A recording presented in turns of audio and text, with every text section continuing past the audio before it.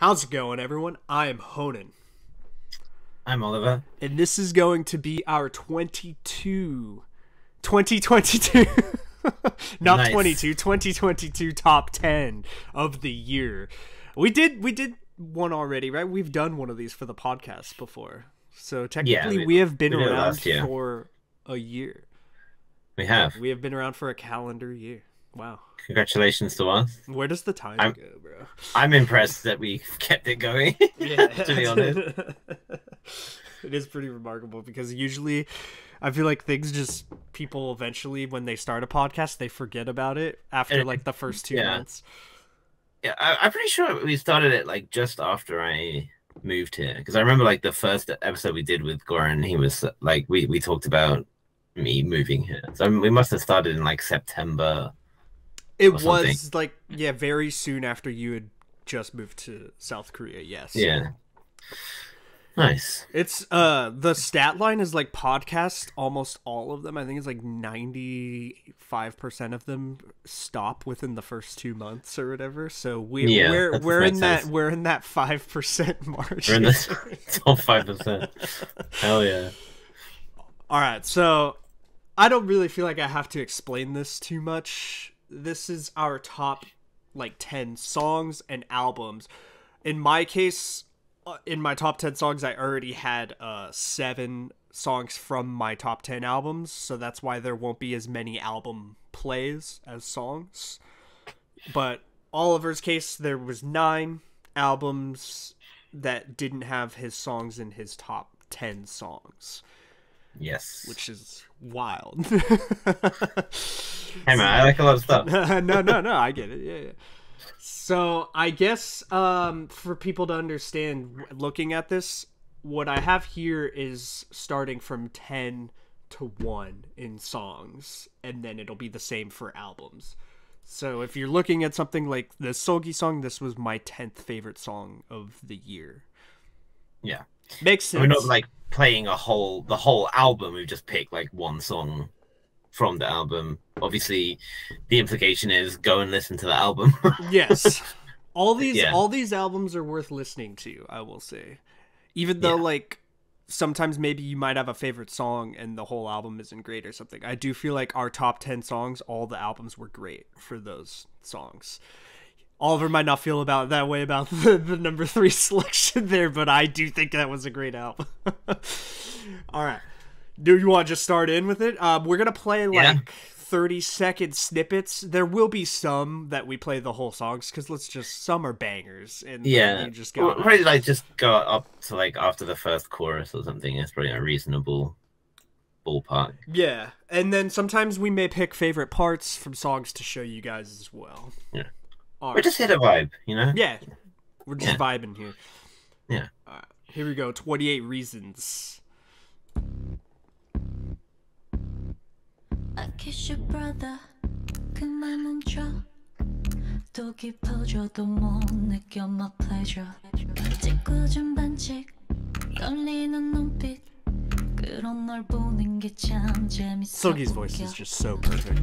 Ooh, I'm breaking every rule 자꾸만 괴롭히고 싶은 걸 28 reasons 몰라도 돼 나쁜 의도 없어 내게 도무지 28 reasons 다 아는데 왜 또 다시 내게 기대 낯선 끌림 무기력한 너를 봐 feel so bad 정들어갈 거야 That. Yeah. When her voice sounds like that, oh, nothing like it. I just play my favorite part. End it there. Yeah, the most SM part there is. You're in danger, but it's okay. You're grown now.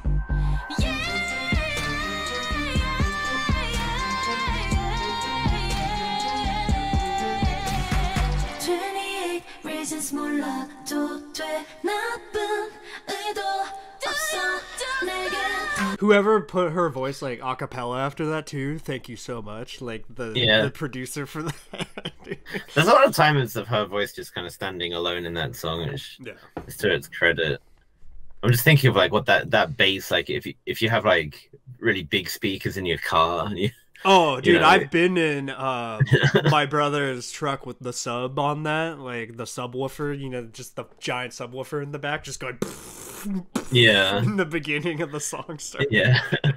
I don't know if you remember, remember that is a like big hit song in like the early 2010s or something. I think it came out like 2009, Time to Pretend by MGMT. Oh, I know what song you're talking about. Okay, I know that group too, yeah. It had like a really, really heavy bass, and I remember my dad had a car that he doesn't have anymore, which had like the speaker system in the back. And I remember we were blasting that song, and like you could just see the back window like like vibrating each time. Like, is that safe? Like, yeah, I imagine it'd be that same kind of vibe for this song. It does shake a car, like when you have it fully boosted, like bass boosted. Yeah, that's and now that I hear it again and I hear Seulgi's voice, I want to put it even higher than I did. It's better than 10. You can drag and drop as we go. It's so good. The whole Seulgi album people really should check out. I feel like she did a great job on her whole album. Yeah. Sure. I guess we'll move to the next one. Do you want to say anything about that? I guess we kind of said all our stuff. Yeah, we've already kind of said a bit. I mean, with a lot of these, we did reactions to them anyway, so like, there's already a fair bit. But I mean, speaking of good voices, here's Purple Kiss, right? Absolutely. You have Swan, which is enough alone to be a great voice. Yeah.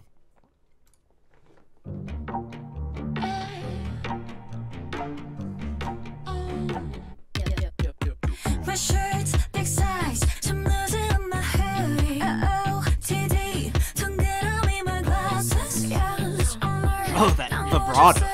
Oh yeah.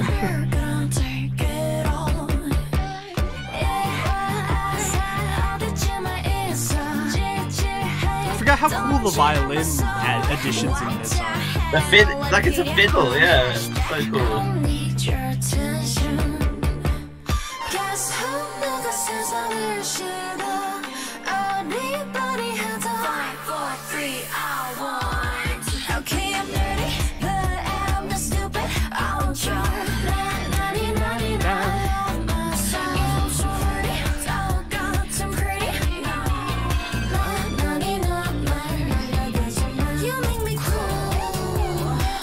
It does flow so good from verse to post-chorus. Like,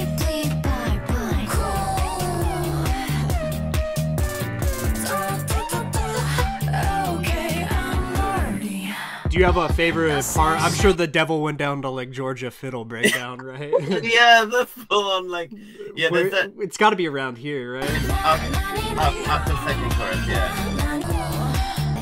yeah, right after this. Yeah, there's bass, like full bass breakdown, yeah. And then Swan's voice is just like, okay. And you have it's a car door slam. Yeah.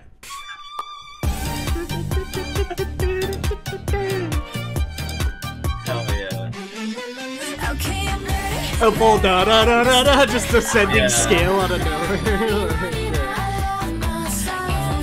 Musically, we were both like, oh, okay, because we had kind of talked about Purple Kiss having good music, but not like doing anything to separate in fourth gen them from like everyone else, and that was a very distinct vibe for sure. Yeah, my only regret is that like fiddle solo isn't longer. Yeah, it could be longer. Like if they could have just like done a full like 16 bar solo, I would have been so into that. They need to make like an edition that has the full Devil Went Down to Georgia, just like full breakdown. Like so they should, if they ever do like a concert tour, just like have an extended version of that. Like I know it's a completely different vibe of song, but when I saw Dreamcatcher a few months ago, and they did Silent Night, which is my favorite songs of theirs, and they have that like mad ending. And then they just were like, fuck it, and they just did it again. So it's like they took the best part and like doubled it in length. I'm just there like with my massive lightsaber, like, yeah, come on. I want that from I want someone to bring out a fiddle and go nuts. Would be sick. Live, I never saw them do anything live for like the Fiddle Breakdown except for like a dance kind of thing. Yeah. It would be sick if like one of the members just Yeah. broke a little fiddle off the back or something. I would pay a lot to see Irie just bring out a fiddle and go ham on it. Be pretty sick. Yeah, like we said, that was like what really separated them stylistically for both of us. I feel like, this year they made. I felt like they did really good, especially after the Mimem or whatever it is. It was like it sounded like such a like an attempt at sounding like an Esper song. Oh, I remember, yeah, because that happened right before we checked this out, huh? Like, and we kind of going into it, we're like, I don't know what we're gonna get, and then it was our favorite Purple Kiss song. They were like, oh, okay, you actually, yeah. I'm so glad that they went into a completely different direction, and yeah. So this third one, I'm excited, dude. I'm telling you, we checked out both like Blackpink main comeback releases, and I was kind of like, all right, I don't know how I'm gonna feel about this album, and then I loved the album. Born Pink album, and this song specifically because you don't get many ballads from Blackpink. There's like Stay, and that was it for like a very long time.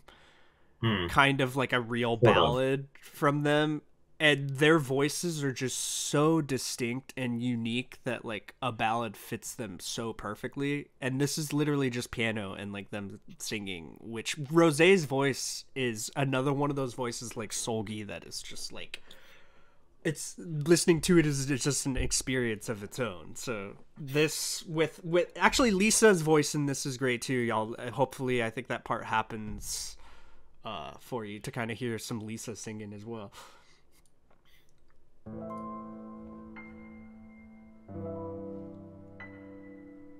Don't hold my hand, don't back me back, don't say that we'll make it through this. If I'm so beautiful, then why? The doors we slammed, the place we smashed, echo with the sound of madness. I can't remember why we tried.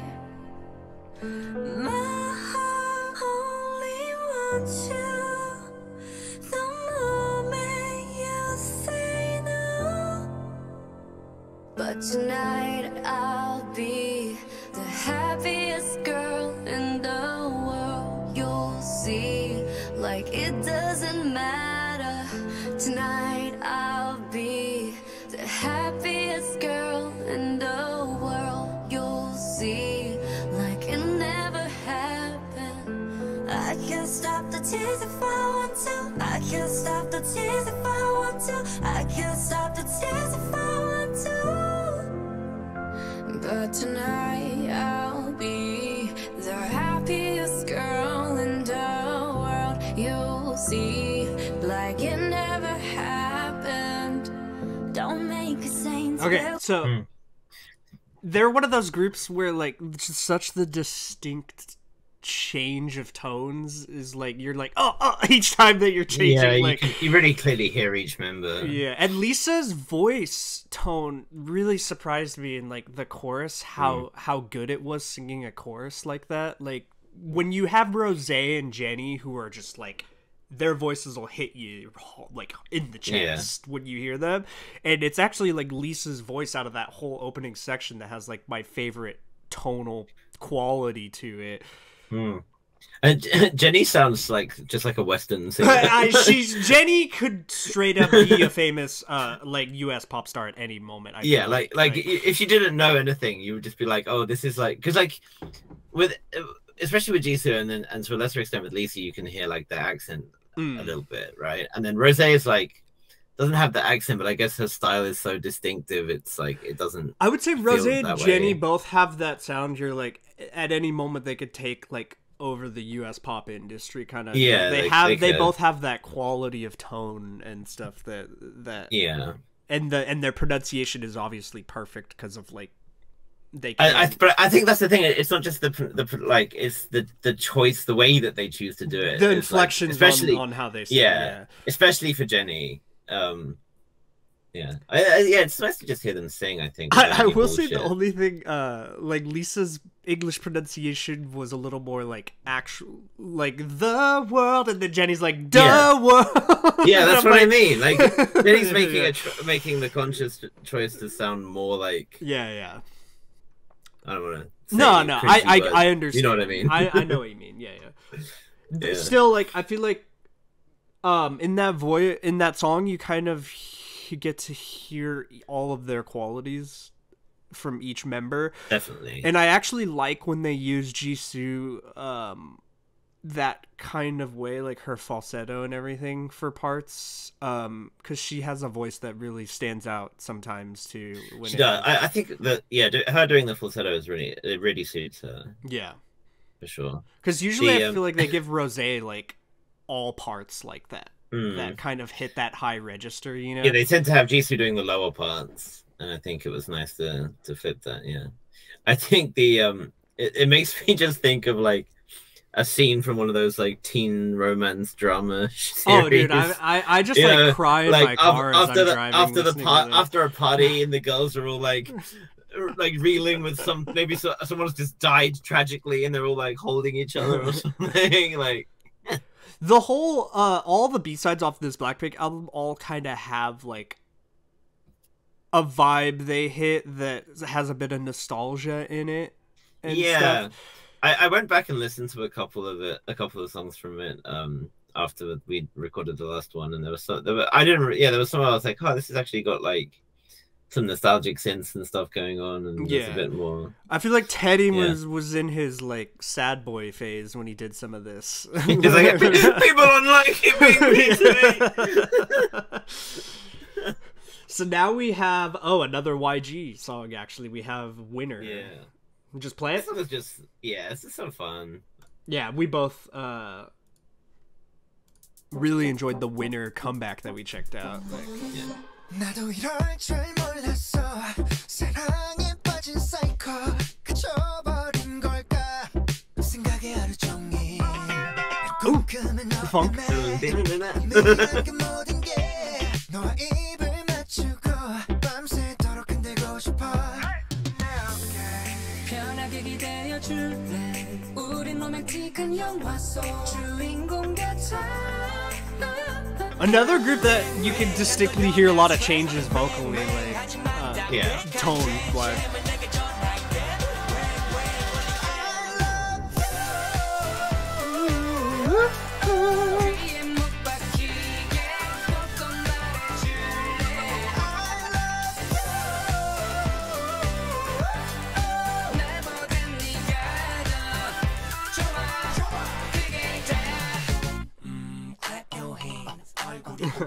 Just fun, just good old fashioned fun. That I always love it's the oldest member from Winner, right, who does that like high note part or whatever. Like I love how he looks just so different from what he sings like in like the song, you know, or whatever. Like I don't know how to explain it, but his vibe looks like kind of like tough or something, you know, and then he's standing and jumping around doing that.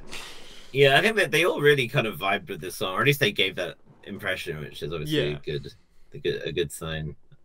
Yeah, I mean, it's not like groundbreaking musically. The little sprinkling of the funky guitars is nice, and I like that, just like that major resolution after the high vocal note. You get that na na na na na na. That just like it makes you just feel like everything's okay. It's a nice optimistic song that just makes you feel good. And you can tell it was just made to be like good fun. Like it's Yeah. not every song has to make you like ponder life's questions when you listen to it, you know, like it's meant to just be enjoyable. Yeah.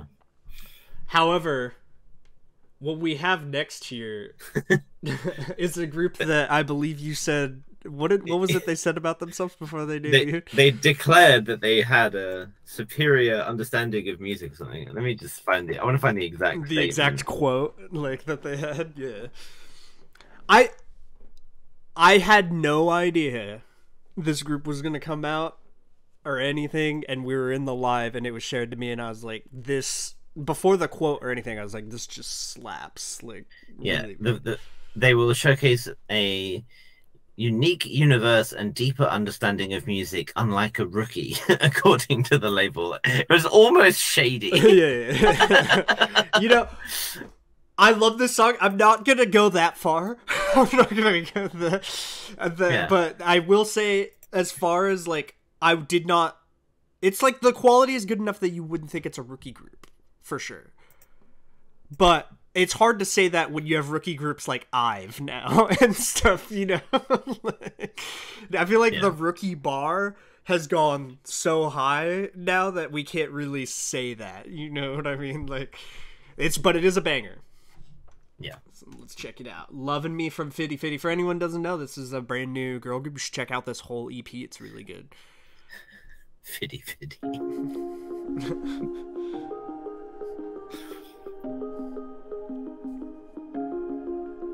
거울 속 내가 너무 달라 보여 세상의 상처를 받았나 봐 낯설게 느껴지는 나의 이름 새벽 넘어 너에게 닿기를 I'm thinking about you, about you 알게 될 거야 서툰 이유 I'm thinking about you and always 내가 등 돌려버린 그 지난 날을 이렇게 세번은 Oh, that. Yeah, 시간이 that 다시 gets 만나게 me. 해 You feeling me 아하 Ooh, I'm losing again 좀 느리더라도 되길 원해 Falling in And loving me, falling in, loving me Loving me ah, ah, ah Loving me ah, ah, ah Loving me ah, ah, ah 내가 느낀 loving me Loving me ah, ah, ah Loving me ah, ah, ah Loving me ah, ah, ah 어떤 모습도 loving me That chorus part is just like what sells it so much. Like the pre-chorus with like the vocoded vocal effect. Yeah. Any time a group does that, I think I've mentioned this multiple times. Whenever you get a group doing that kind of that vocal effect, I'm always like, all right, I'm sold. I don't know why. I'm really a sucker for that. As far as their quote, I will concur. Like, you could show me that song and tell me that's a group that's been in like the industry for a long time, and I'd be like, yeah, like for sure. Yeah. Like it's something, but it's well made. It's very like it's a very reliable formula, that right? Like, pull a lot of the instruments away in the pre-chorus, and then slowly start building them back in, and then the chorus pops. It's like a formula as old as time, right? But it works. The quality of like, I guess it's just hard to say. Like with Nugu groups, there's a lot of Nugu groups obviously that have like really good voices, but like the quality of vocals in this group really shocked me. Like, yeah, I don't know the members. I think there's 4 of them, right? I think, and 3? One of them there's 3. There's only 3. Yeah. Okay. One of them especially, like anytime I hear her voice, I'm like, oh, okay, like she's singing, like.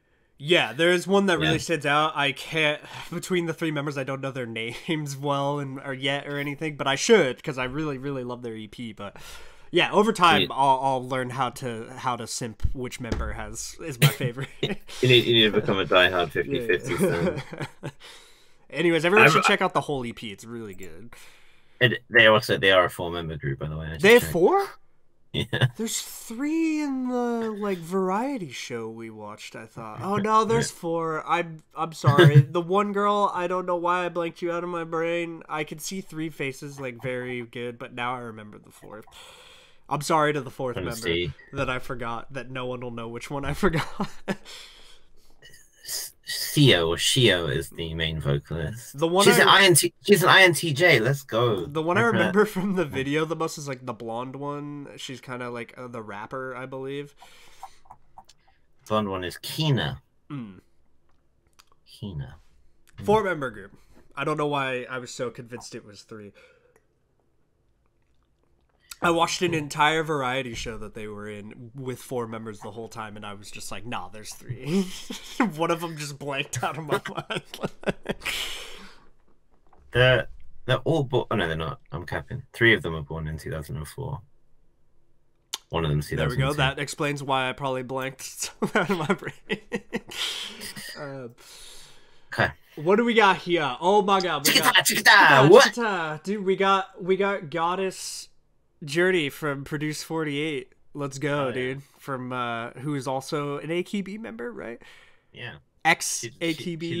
left AKB after Project 48 and headed to Korea to I- join I Willow. totally didn't mistake her and Chaeyoung for like the first 3 episodes of Produce 48. That didn't happen. Nobody saw that. There was a classic AKB scandal in which she allegedly faked her own car crash in order to get out of her contract to come to Korea to join Willow. That is AKB is the wild. best thing. Like, AKB honestly is the best thing. They always have just the most wild stuff. that is an insane conspiracy, dude. That is. All right. Chiquita is a banger for anyone who never heard Yeah. this song. This is just like this could have easily This been came out in my right at the top start 10. of the year. Yeah, Yeah. but everything about this song is perfect from the synth to the chorus. So let's check it out.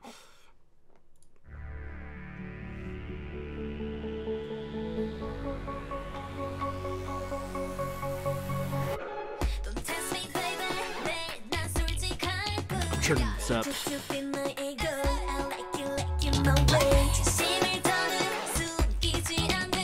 That bass too, like dee, dee, dee, dee.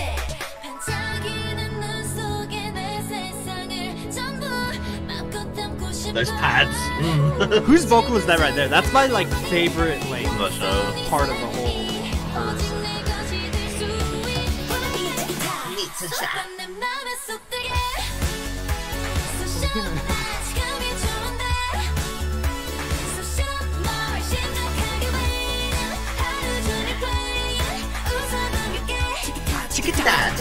What?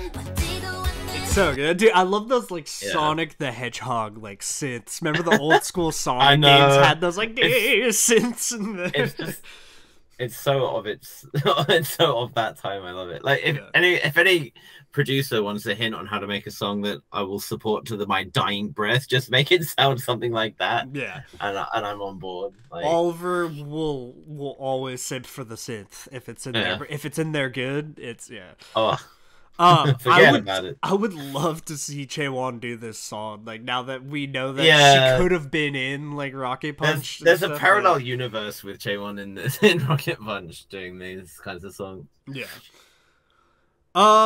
Great song. I don't know. I feel like we've actually simped Chiquita quite a bit before. Yeah, I yeah. feel like we've brought it up a lot. It definitely speaks for itself. You could just like, oh, this is a bang. Like, Yeah. what else is there to say? Yeah. As far as what we have next is a group that I've totally don't bring up a lot. I don't think I've talked about them very much on our channel. They're a little bit unknown. Mhm. Like I'm not sure everybody knows about this one. Yeah. We anyone who has paid attention to the channel, I don't think I've said a word more in 2022 than I've. I might have said that more than any other word I've spoken this whole year. Yeah. I almost gave them GOAT status when we did our girl group like icon thing. You know, we had our tier list of girl groups. Oliver stopped me from putting them I'm in restraining you. Yeah. I tried to put them in the all-time status already with Red Velvet and Girls' Generation. That was before they even released After Like. That was when they only It had was. 2 songs. We can see why I was restraining you. I knew. I can see their future. Okay, there's. Yeah, I can see it too. They've won like 3 Daysangs or something now, right? And Okay. yeah, they've definitely they've won Song of the Year already on like every award show, which Yeah, is they're for doing Love alright. Dive, not for the one we're about to play. But this song, for anyone who watched our other previous video, they made something work that shouldn't have worked. Right. So that's why I love this song so much.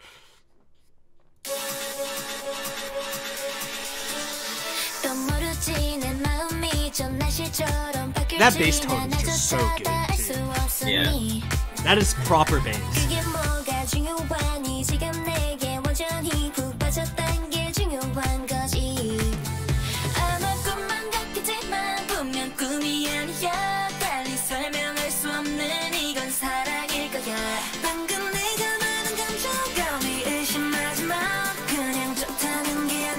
this. What's after life? You and I is more than like old time to old time. Now yeah. You and I is more than like what's after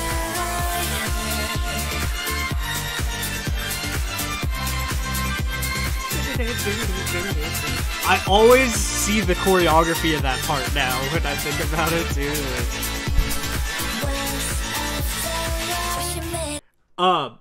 My favorite part from that song is literally like the Ray's opening just slaps so instantly that it puts you into the song like right away. Like she's so good at those like parts that'll just put you into it instantly. Like her flow of whenever she does a rap or kind of a verse part like that.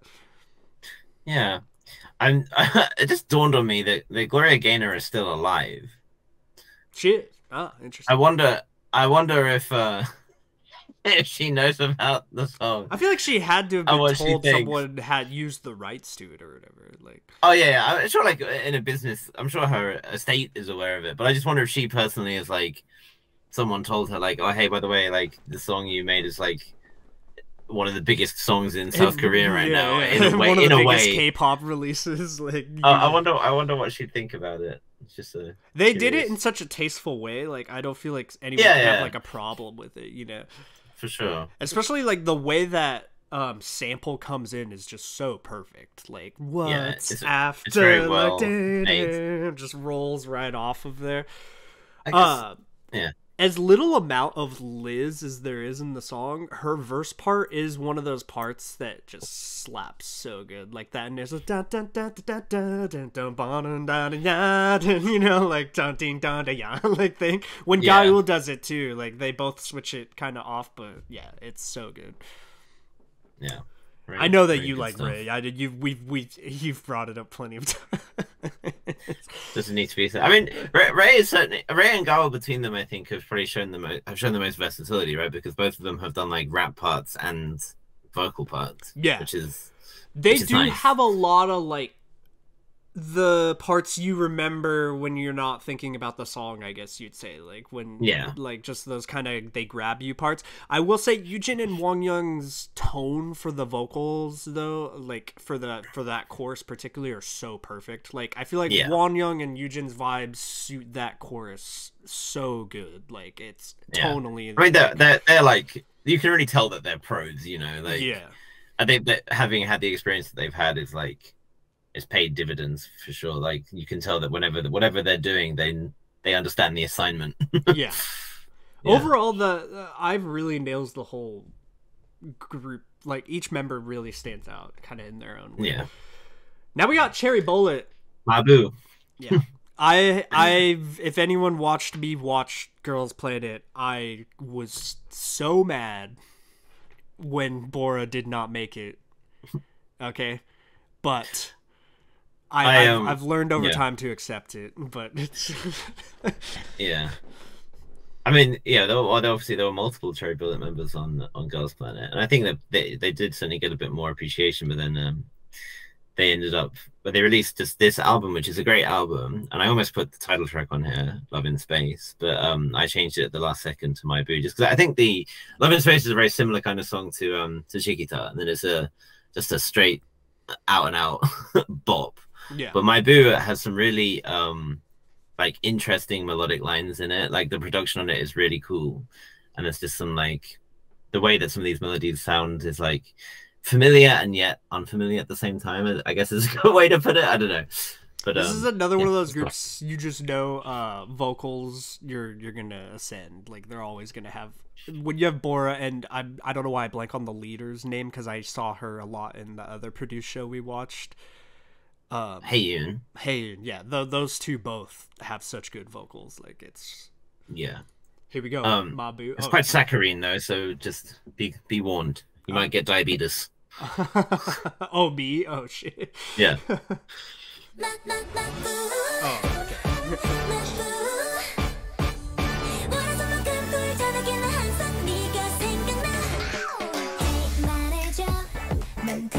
That's a MIDI Wow, effect. Yeah.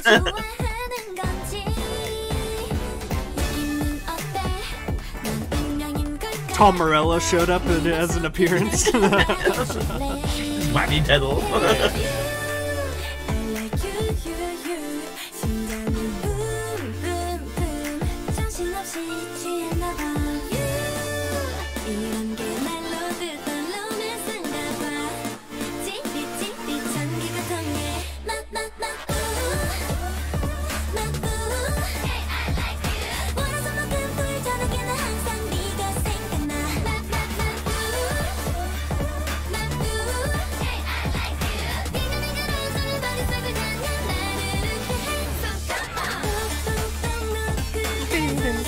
The on the MIDI. Oh, the second verse totally switches it up, huh?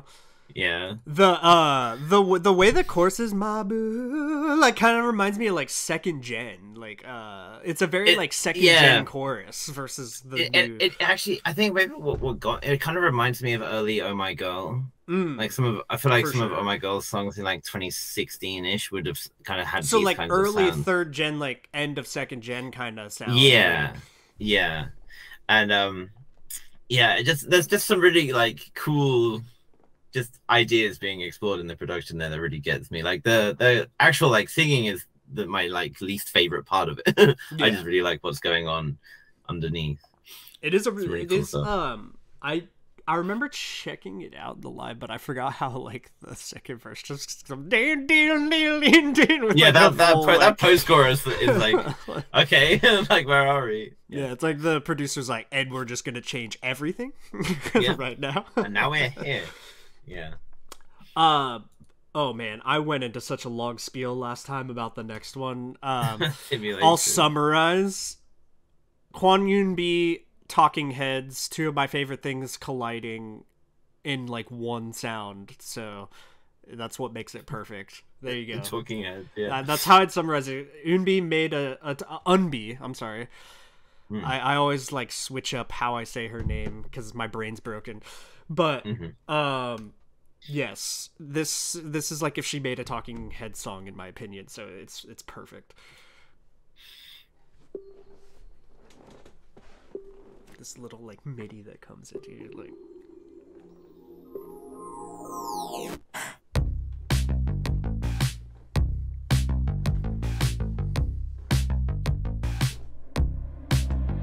내게 갇혀버린 그때의 시간은 그리 길지 않았지.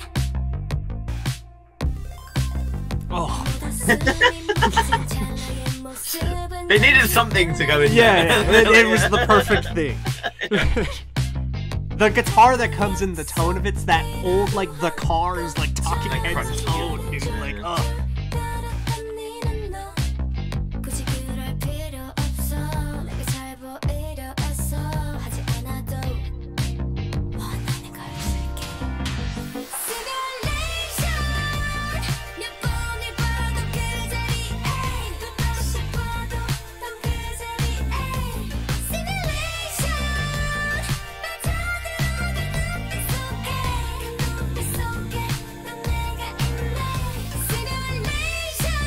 Just her vocal tone just suits this style so good.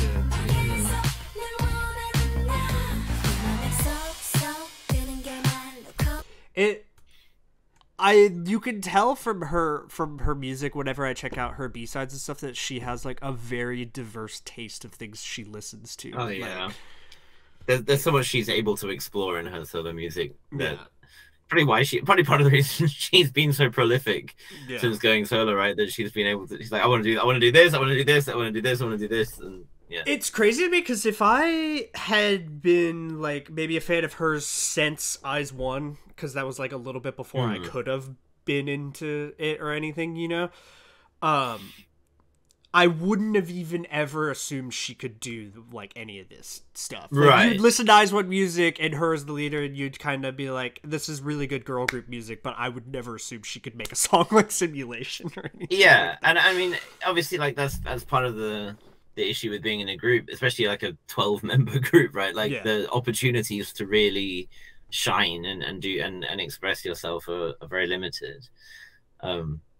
Yeah, I think I was pretty surprised, like having watched Produce 48 and everything, and just being like, oh yeah, Eunbi's cool, and then totally different. From the Or just first so much more. time we checked her out, which was Door. Yeah, Right. Like her solo music instantly like separated itself for me from like I think all the IZ*ONE solos have done great, but she to Yeah. me is on like another tier of like what she's released. And her consistency is kind of like just always on point. I've never heard like something from her and been like, you really just didn't nail it this time or something. You know, I feel like she always has a concept she goes for, and she absolutely nails that. yeah, she's very very strong conceptually for sure. Yeah, and I'm not outside of like Jiu from Dreamcatcher. I'm not sure there's an idol I so quickly became such a big fan of, like out of just nowhere, because I wasn't like an IZ*ONE fan because I hadn't even watched Produce 48 yet, or really checked a lot of IZ*ONE content. Yeah, you So just I- like Sakura. yeah. I just liked Sakura, and that was because like before even knowing her for like gaming stuff and things like that. That wasn't even for like music. So it was like the first time we checked out Eunbi, I was like, who the hell is this? Just like out of Yeah. nowhere, you know. It does help probably when Glitch dropped eventually and was just like short hair. Eunbi was like a goddess, dude.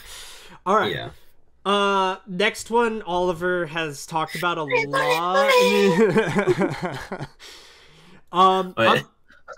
I unfortunately, guys. Let's take this off. Oh my god, how many of those do you have? 109. Oh Jesus Christ.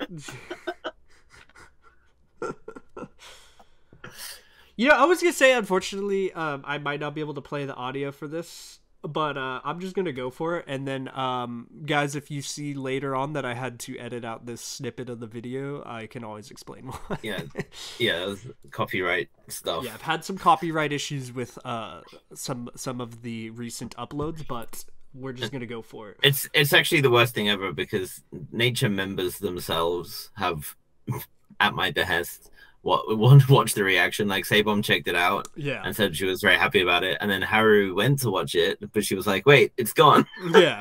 I was like, "Yeah, sorry about that."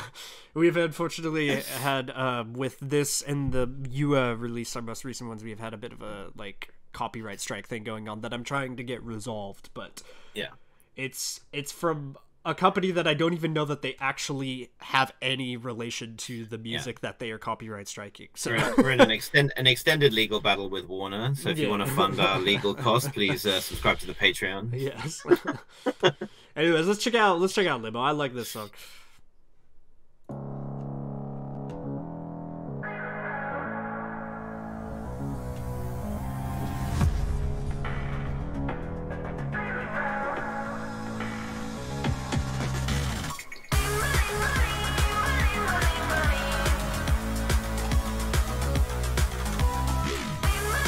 Little dubstep wob. Yeah, what? I always think of like the TikTok videos I've seen now of them doing the challenges. Yeah.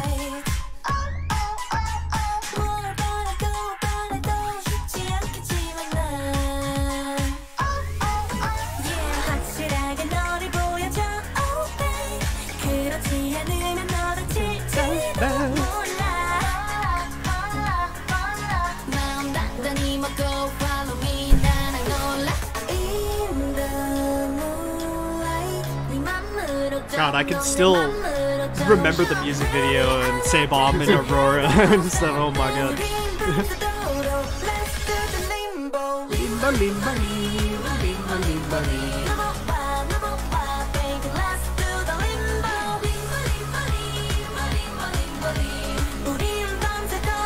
And then just do this though.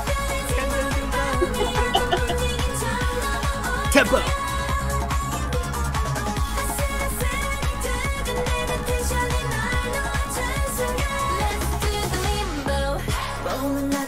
That like it reminds me of Girls' Generation, that like oh kind of thing that gets thrown in there, because remember Girls' Generation used to love using the vocals like that all the time, like those like quick snaps of Just little pockets of yeah. voices, yeah.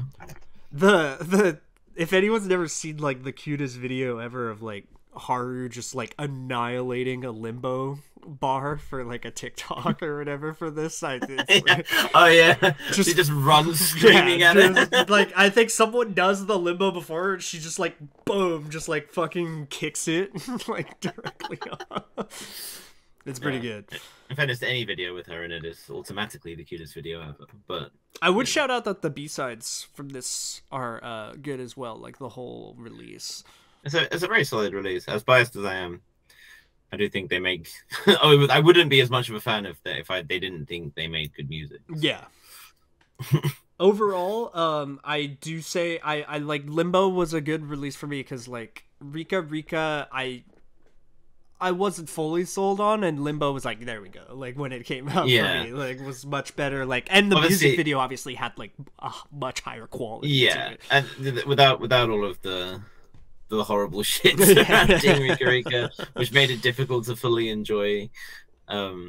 Yeah, this one certainly was like a return to form. I mean, like they asked me themselves, like Shaban asked me why I liked it, which is like a fucking thing to put someone on the spot about. And I told her it was because it reminded me of like older style K-pop. It was like the kind of stuff that I liked about the second gen and stuff like that. Just something where it's just a bit batshit and fun. Exactly. Doesn't take itself seriously. Like when Girls' Generation used to release songs like I think even back then though the like aggressive like synth bass in this song might have been a bit abrupt for that. Well, and the full I feel like it was later kind of second gen when they had the full tempo shifts, like the post chorus kind of thing, you know? Yeah. Because that's like a later thing. I feel like that happened. Yeah. But they do it really well. Okay. Now I've got my boy, my man, Crush. Not Crush. No. My man, Crush on Changmin. Yes. Devil. I feel like a lot of our Discord when we checked out their top 10, we had about 4 people who had this in there. I wasn't the only one who thought this was an absolute banger of the year. So I went back to this album after we did the last episode. I think I slightly prefer Maniac, but it was just a really, really good release. I'll tell you why Devil's my favorite, because I thought all the music on there was great. Is just the rasp that you get for people. When you get that rasp from him, I feel like you don't get that in a lot of other K-pop like male idols, like when they're going for that power vocal, you know. He just hits different. Yeah, he has such good control over his voice. Like he sings with the experience of someone who's been singing for 20 years. He knows what he's doing at every time. And for anyone who really wants to know how good like he is, you should check out, there's that old like TVXQ song where it has like the crazy apocalypse going on behind them in the background and stuff. You know, they have those wild outfits in like I don't know what to call it, like an old Greek throne room they're dancing in or something. Like it's one of SM's more wild like concepts going on. You can see why like not long after that, when they like debuted EXO, why the concept was originally so wild for like that happening. I've seen the song and video so many times, I don't know why I always blank on titles, but I do. But any old TVXQ will give you an example of how good their voices are. Like it's crazy. Yeah. Did you find what it is? No, I know exactly what you mean. But we've done it on the live so many times. Is it Triangle, I think? Right? Yeah, I think Triangle is. That sounds right. At the end, that's the one with Boa and Trax in it. Oh well, that one is also amazing, but yeah, I'm not sure that's the one I'm thinking of. Is only him and Why do I always blank on the other TV? Only him and you know. You know solo stuff as well is crazy. Like the videos, the music videos for it. Yeah, I don't remember, but it's all good. Any TVXQ you look up, you'll hear how crazy his vocal. Yeah, their songs are all stupidly good. To be honest, especially "Catch Me" is my favorite, and "Chance of Love." Yeah. Two great tunes. The one I'm thinking of is more of like a rock vibe, so it's not hard for people if they look up just like any of their older stuff. All right, here's Devil.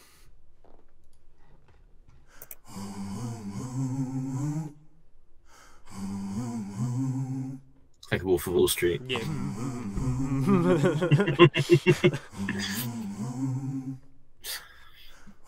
수없이 불어오는 것은 시련에 막혀 길 잃은 아이처럼 단 한 걸음 못 내딜 때 Oh devil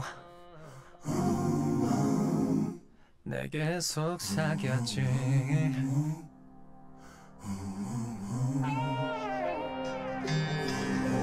피할 수 없는 가시도 진 길을 제조하는 현실 내게 뭐가 올 거라 Oh devil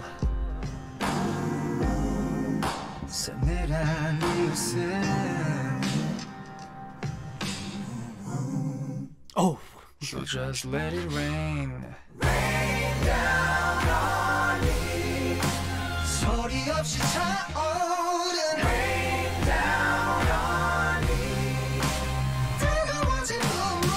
The way the guitar goes with it too. Oh. Like his voice is like a guitar in a way. It's so good.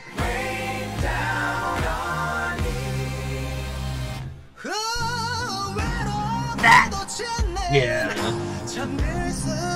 You just don't get that very often. I feel like in K-pop, like a male idol really hitting that rasp like that. Like he really goes for it. God, the production.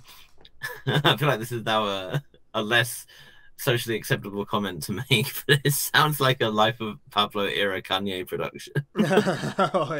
Like with so much like a Christian song, like gospel stuff, kind of. Yeah, I know what vibe, you mean. you know? Like musically, we're not like comparing him to the person. We're talking No. about the music. Just literally just in the way that the choir and like the rain down on me. Yeah. It's a perfect build in that whole song too, towards the end where he really does those like. Changmin is like the guy who does that SM style of just like he will always hit those SM style of like harmonies and runs. Like he is like one of the creators of He's that. like a poster boy of SM. Like, yeah. When their like style of music, I always love so much because of that, and he's like the one who always establishes that in his music. Like and you can really see him as like being like Bacon's father. Yeah. Him and Becky like, totally. Dude, how is he not in Super M? I mean, could you imagine Changmin in Super M with Taemin and like and that would be Becky really together? Cool. Like, I did think it was like a shame that there wasn't a Suju member and a TVXQ member. In they need to It would add be a him. cool thing. Yeah, I mean, it's not like Lucas is going to be available. Yeah. So. There is an opening from what I've heard. Yeah. God, what can we even say about what's next? I mean, yeah. I'm not sure I've declared to the heavens a group more than I have Red Velvet. Like it's Yeah. I literally there's just no group that will ever I know I've talked about IVE so much, but there's no group that I will ever have like more fondness for than Red Velvet.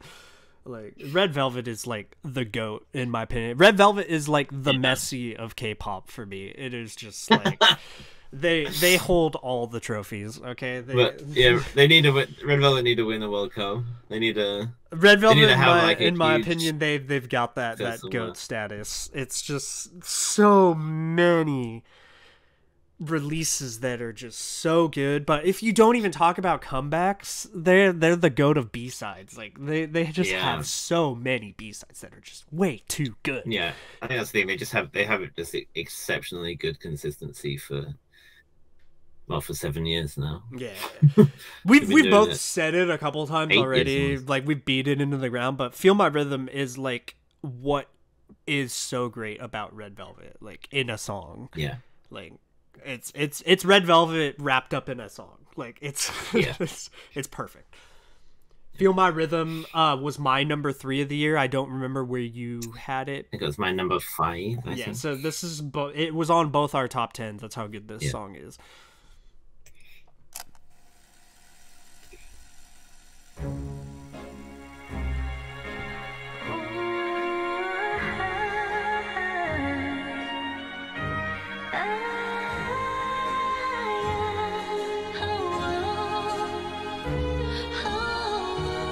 I love the little red velvet that comes in. Yeah, Joy's Red Velvet. 문동회를 뒤집어 작은 소란을 또 일으켜 This is gonna be a busy night 등장부터 인사까지 파격적이게 우리 살짝 놀아볼까 솔직하게 baby 지금부터 시작해볼게 Feel the vibes 꽃가루를 날려 폭죽을 더 크게 터뜨려 우리로만 다 편견을 가득지마 자유로워 지금 Come with me 상상해봐 뭐든지 노래를 따라서 저 끝까지 춤을 춰 날 움직이게 Follow my heartbeat 해가 떠올 때까지 멈추지 말아줘 이 순간을 놓지 마 baby What is that switch up? Yeah. 이제 조금 낯선 다른 차원 I think that's the thing, right? It's like they go from like harmonizing with the Bach melody, right? Yeah. And then they're like singing along with it, and then they're able to change it completely. They've mixed eras of music that shouldn't mix. Yeah. And it's like, why does this work? Why? It's like they managed to make a cocktail out of oil and water. Yeah, it's, Like, which I guess makes the music video all the more fitting that it's like watercolors and stuff. But that's the thing too Yeah. with Red Velvet. You always know that the video is gonna be something just as wild as like the song.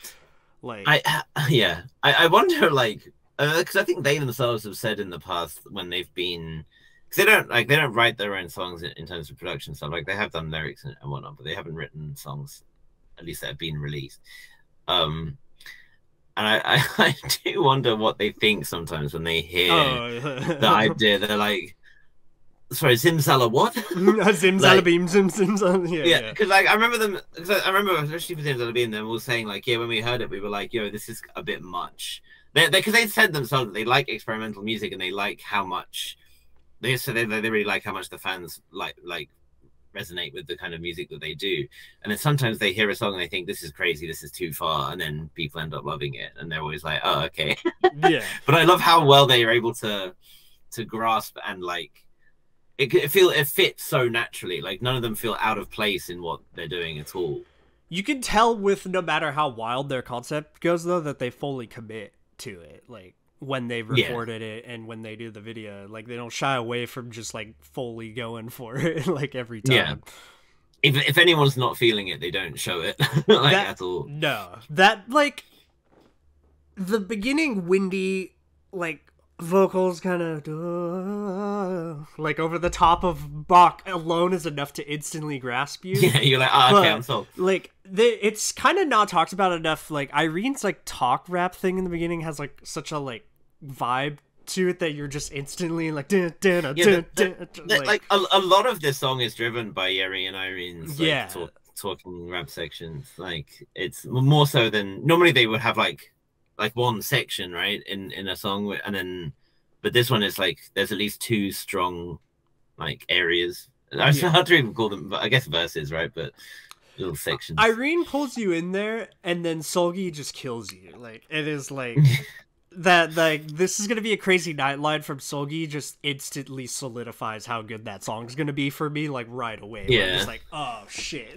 Like when that happens, like you're just like blown away. You're like, okay, this is. Put your seatbelt down. You're like, yeah, that straps you in like right away. You're like, okay, I know what I'm in for now. For this one, I will insist that we hear the bridge for this. The bridge into that key shift for the final chorus is too good. Oh, okay. I think it's right around here. Yeah. 시계를 돌려 어디로 가볼까? Come on.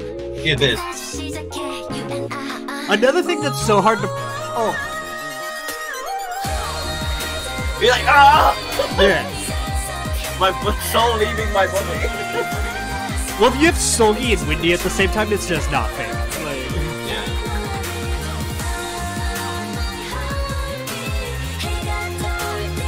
Oh, that's upper harmonies. yeah.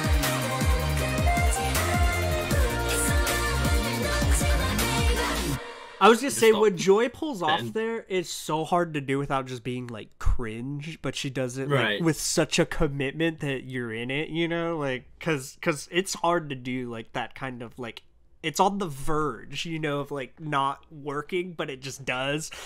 Like it's weird. I don't know how they Yeah. pull stuff like that off that they always do. Whoever when they were producing this, whoever had the idea of like, all right, like we have a kind of normal bridge happening. Let's turn it into just that. We just chop random parts of the song and just ping it around your head, Yeah. and then go into a key shift at the end. I'm just like, guys, whoever came up with that idea, like, bravo, he smashed it.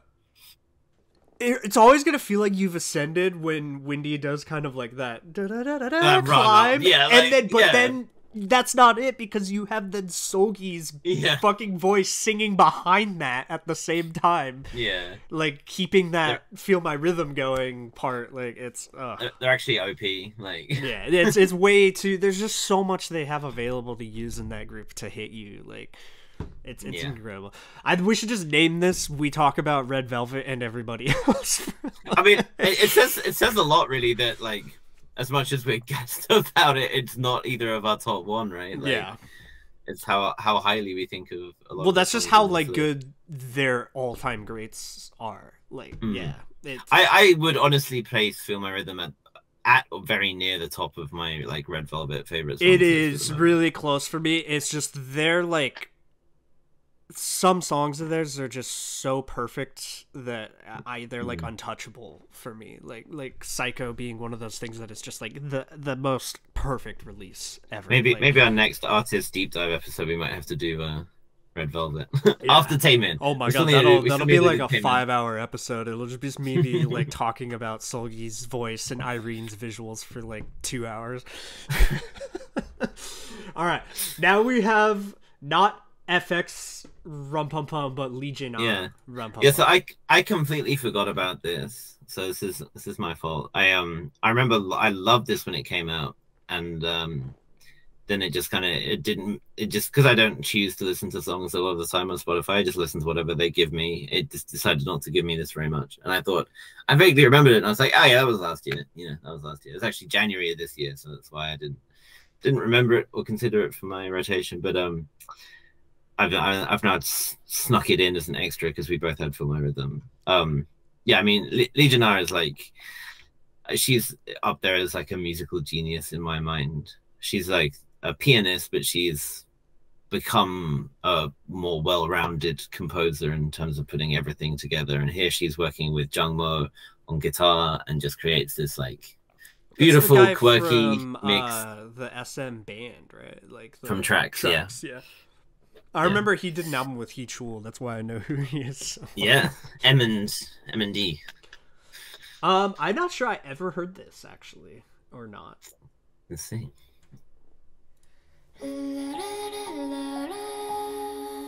Oh,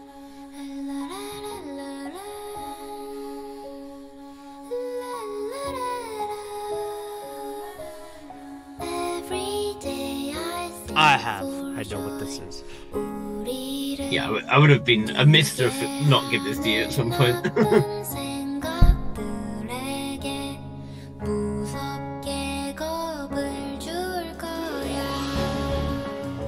Yeah, I remember this crazy ass piano part too.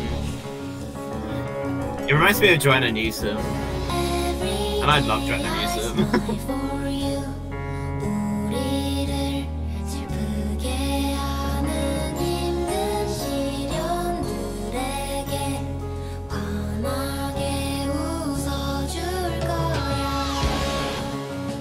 Wow, that like full dive bomb there for a second. 빛이 보이지 않아 외로이 This is like a prog jazz song. like if I was to describe the genre. 마음 잡을 수 없을 때는 널 기억해 이 세상에 제일 한 것만을 너라는 걸 알고 있니 Don't be scared 잊지마 친구야 기쁨의 노래를 불러 람밤밤밤밤밤밤밤 우린 느낄 수 있어 The strings in the back. Whoa. 우린 약하지 I get a little refrain. It's one of those songs because we're playing like snippets of the structure of the song, like beginning Yeah. to chorus, where it's hard to until she came in with that to know like if you were in a Where we are, chorus, yeah. a pre-chorus, Yeah. because it's structured so unusually, like with Very progressive. I've always thought of that. I've always thought of that as like the chorus, if you could Yeah. if you could call it that, and then that's like a refrain. Every day. She plays the piano, right? I remember watching the Yes. video. Yeah. She's playing the piano and singing, and there's that video where they're all in like the white room. Yeah, and it's they just like a all- whole group of people all vibing in a room together. Yeah. Yeah. She's really she's very, very smart. She's very but she's becoming, she went from being like a kind of, it was just her and a piano type thing, and now she's really brought in a lot of other elements, and she's becoming more ambitious. This release is like 3 songs, and all of them are just like, yeah, really, really strong. I can't, anytime she releases anything now, I'm just kind of like, give me more of this like quirky, folksy kind of. If anyone wants to pop type. that video that we were talking about is like the perfect way to watch this song. Like, Yeah. that is like I remember so vividly that the second the song came on, that video instantly popped into my head. I was like, oh, I remember like because it's just Yeah. them all playing it live inside that room. Like it's perfect. Yeah. Like Yeah. next thing we have is Bo Goddess Taeyeon, baby. Oh my god. Did you see the pictures she released the other day? Yes, I follow Oh my her God. Instagram, and I'm I terrified. know. I mean, I know you do, but I'm terrified every time I open my Instagram that she's going to do something every time. Like, I was just like, madam, this is uncalled for. especially she's in her short hair era, which is just like Yeah. the most dangerous thing for my health that could have ever happened. But I looked at my phone. I was like, ma'am, it's a Tuesday. Let's not do yeah, this. she had a thing she uploaded, and it just said Wednesday, and it was like her in the dance room, like dancing, and then going up to the mirror doing this with the phone. I'm like, what the fuck? It's a Wednesday. Like, chill out. Like, I'm at work. and we found out that on the SM Town album, there's her with Changmin and Winter. and Windsor, yeah. Her Like, in her short hair era with Winter. I was like, who did I become the president of SM Entertainment for one day and decide the operations that were going on? Like, Jesus. the only one missing from that is Sulgi. Yeah, Like, if they added Solgi into it, I'd be dead. But it's like Yeah. Changmin is a fair substitute as he is my man crush, but it's still, oof. they can compete for your affections. Yes. We've got INVU, obviously. I've Yeah. said so much about the song. Let's just play. Yeah. I think we both know the part that we're gonna want to hear. Yes, as of well. course. I'm just gonna go straight to it after the. Yeah.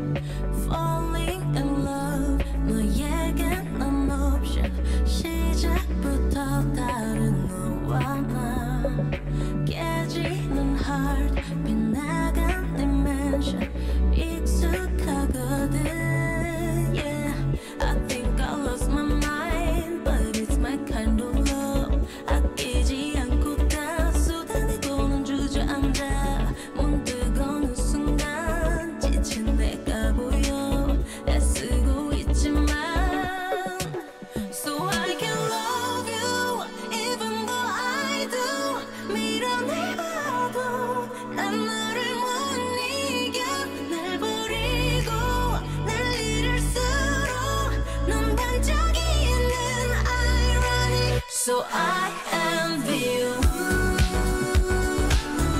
The MIDI coming in with her voice right there too, doing the same melody. Oh, So good.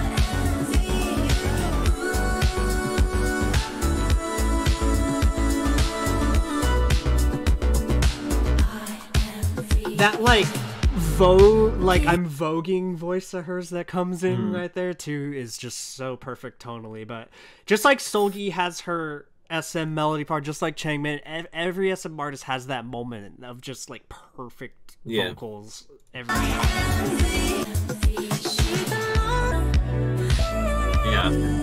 Yeah, right around. I gotta do the whole part from here. Yeah. From here forward.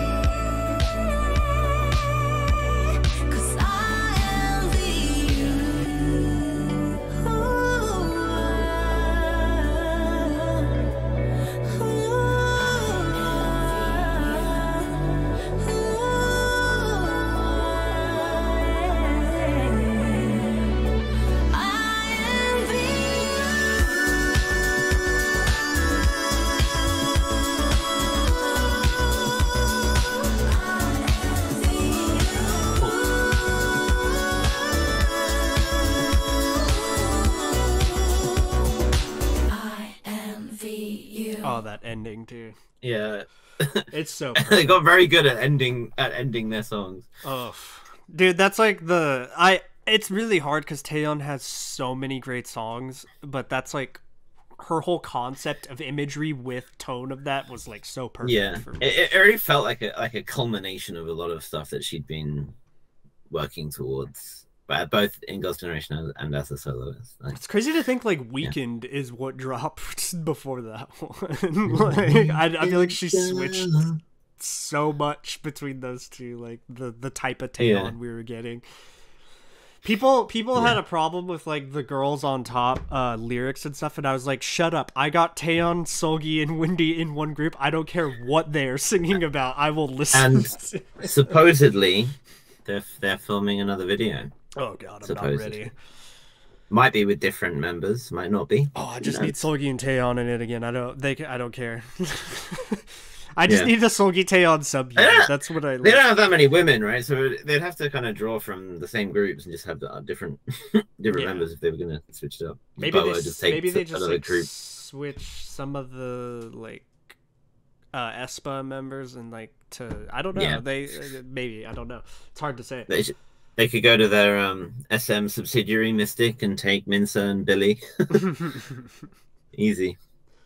Now we got Lily League by My Love. Yeah. I feel like I've It was hard to choose a song from. This album is just really, really solid. This one I think was my favorite, but like it's pretty interchangeable. Just really cool, like subtle effects, subtle melodies, little bits of this and that here and there. But I mean, you'll immediately see why I like it. Yeah, I feel like you've had to have shown me this. I don't think I've shown you this one because it's quite recent. Gotcha. But I've definitely shown you that they're her songs before. Oh, That drum 80s fill, you're roll like, just yeah, started done. the- 어지러운 머릿속에서 Her voice is 퍼져가는 심장 소리 너는 정말 잔인해 내게 한마디 말도 없이 사라져가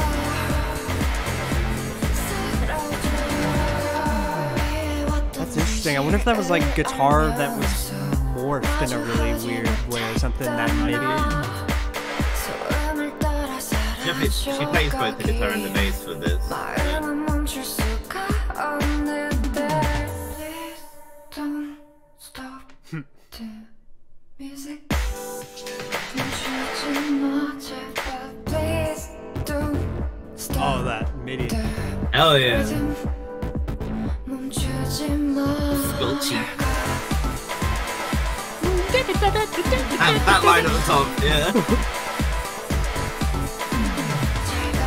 The 80s drum. I love the 80s drum roll so much. dude. It's so like stark, that drum sound, like so crisp. Ah, Come on! You just have one line and then back.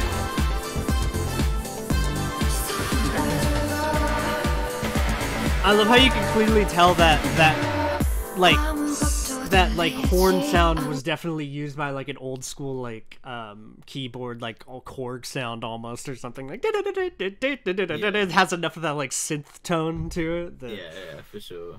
It's really cool. You It could builds hear that in like a New Order song or something. yeah, it builds like quite a bit to the part right there because like they're adding stuff each time as the song goes but through. I love how it's not like a consistent like build up. It's like something comes in and then goes away, and then something else comes in and then it puts them together at the end. It's like, yeah, it's really well made. And given that she did like the whole thing herself, like it's pretty impressive. Her voice has an interesting tone that kind of carries it a lot.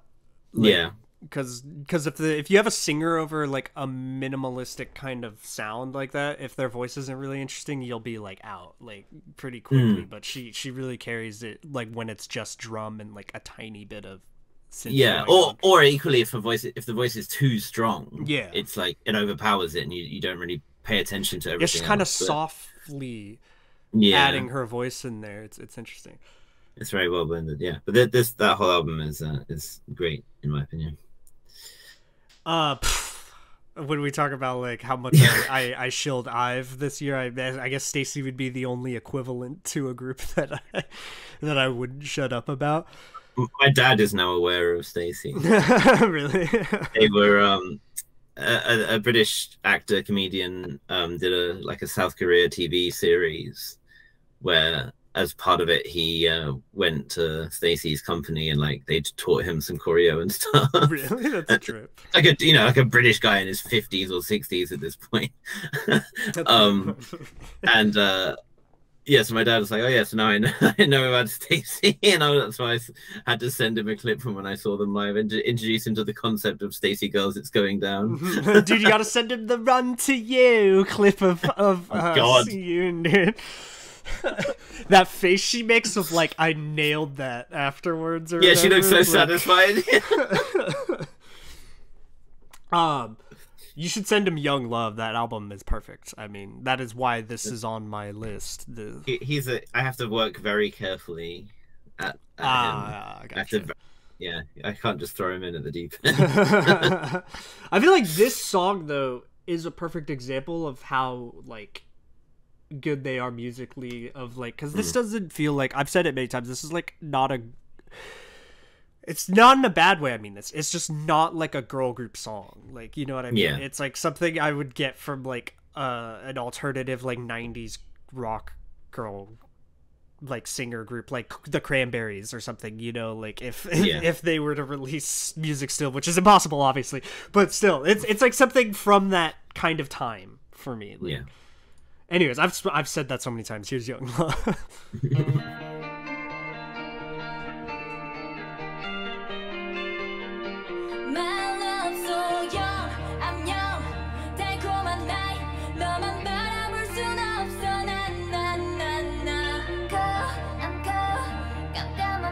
The way Sion's voice comes in right here is what sells it.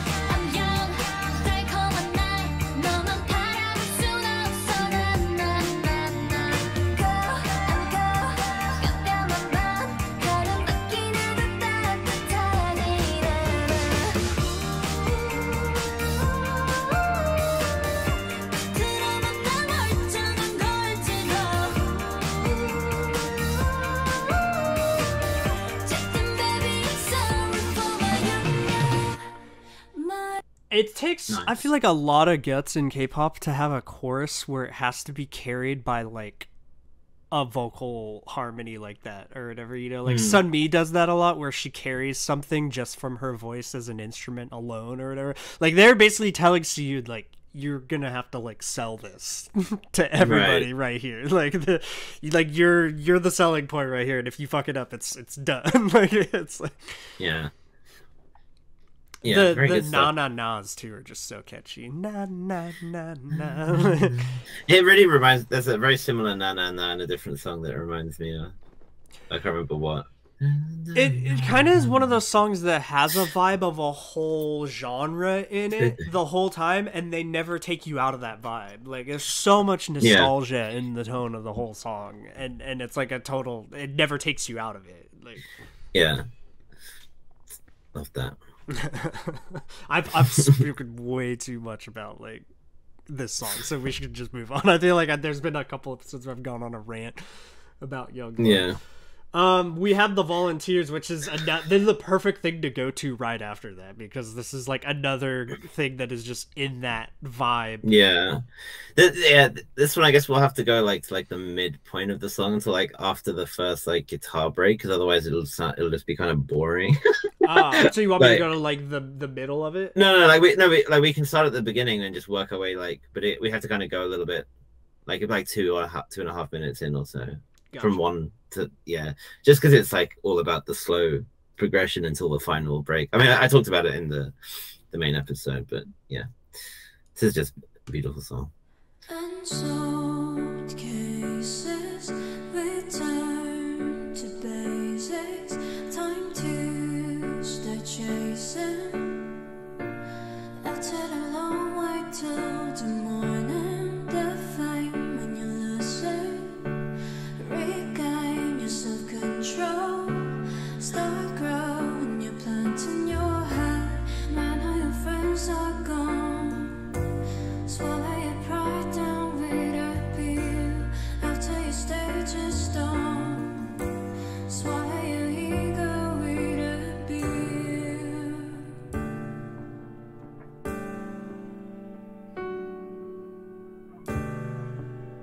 Just minor notes that are some conscious choices here. Yeah. And then just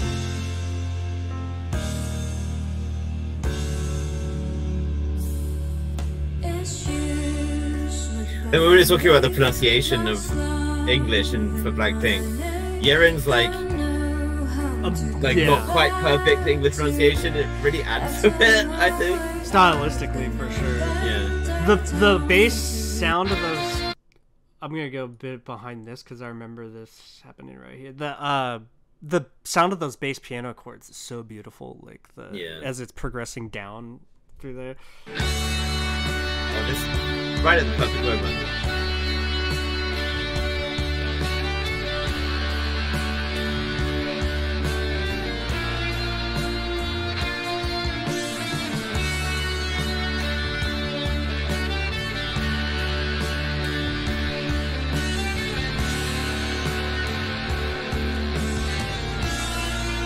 It almost gives me like David Gilmour, like Pink Floyd kind of vibes through this section. Like,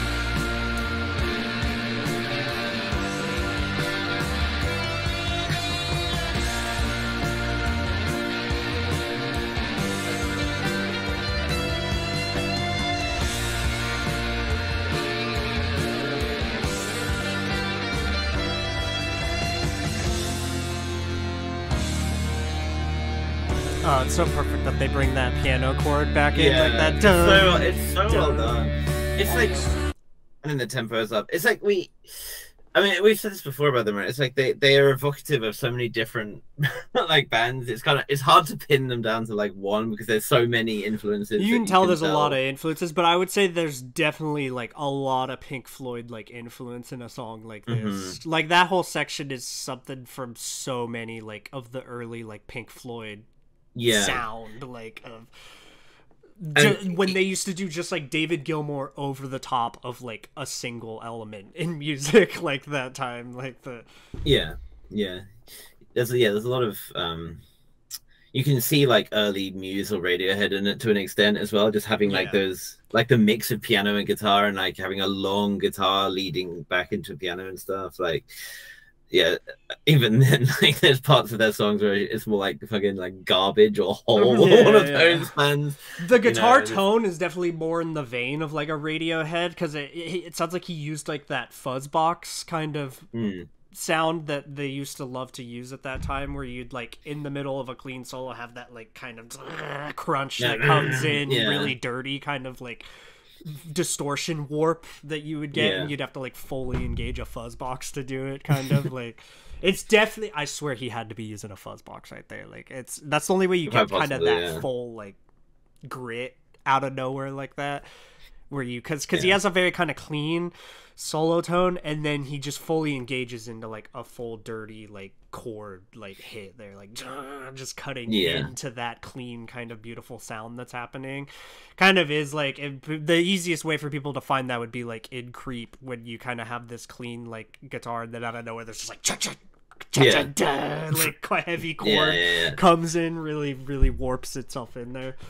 It's her voice is so beautiful. It can just like, oh my god. You can as soon as she starts singing, you're just like, oh, okay. Like I'm here on wherever you want to take me. Yeah. It's a great example of Jaren Beck's like diversity though, from like a lot of her releases she has between her and the Volunteers. Yeah.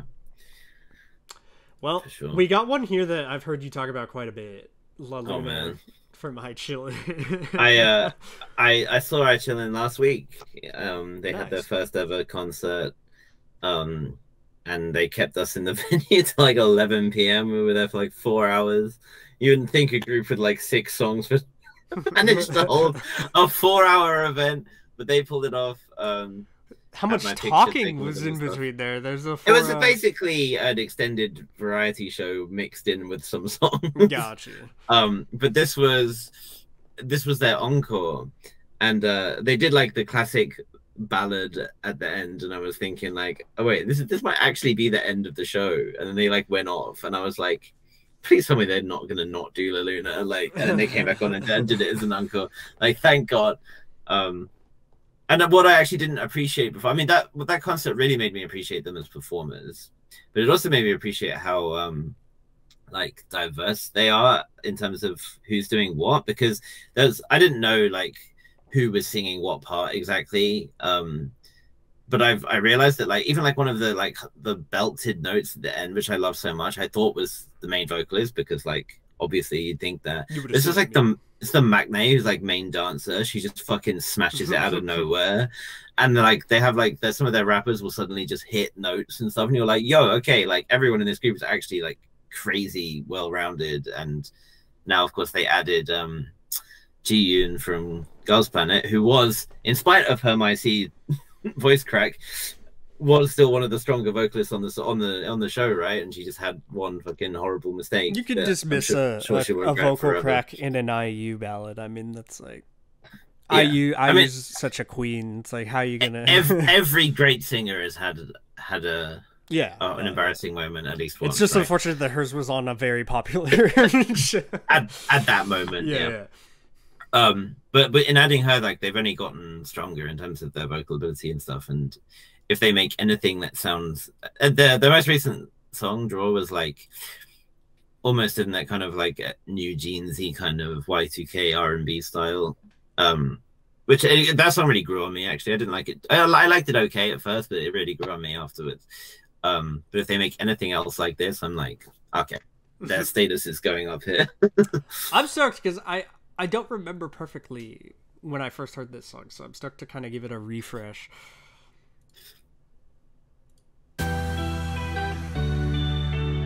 I think it's quite similar to a lot of Stacey's songs, actually.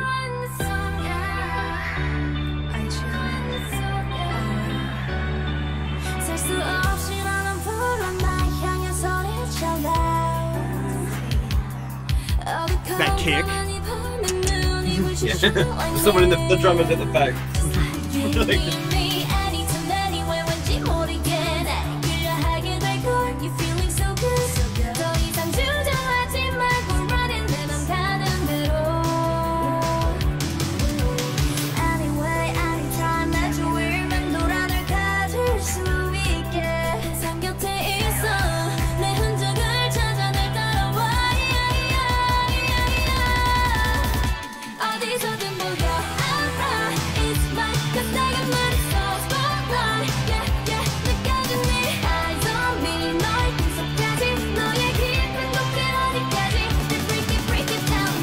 The drums are like chaotic in this.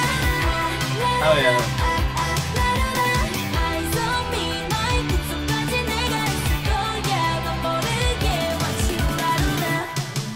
Yeah, you can't get out of me. 야, 나 가긴 힘들어.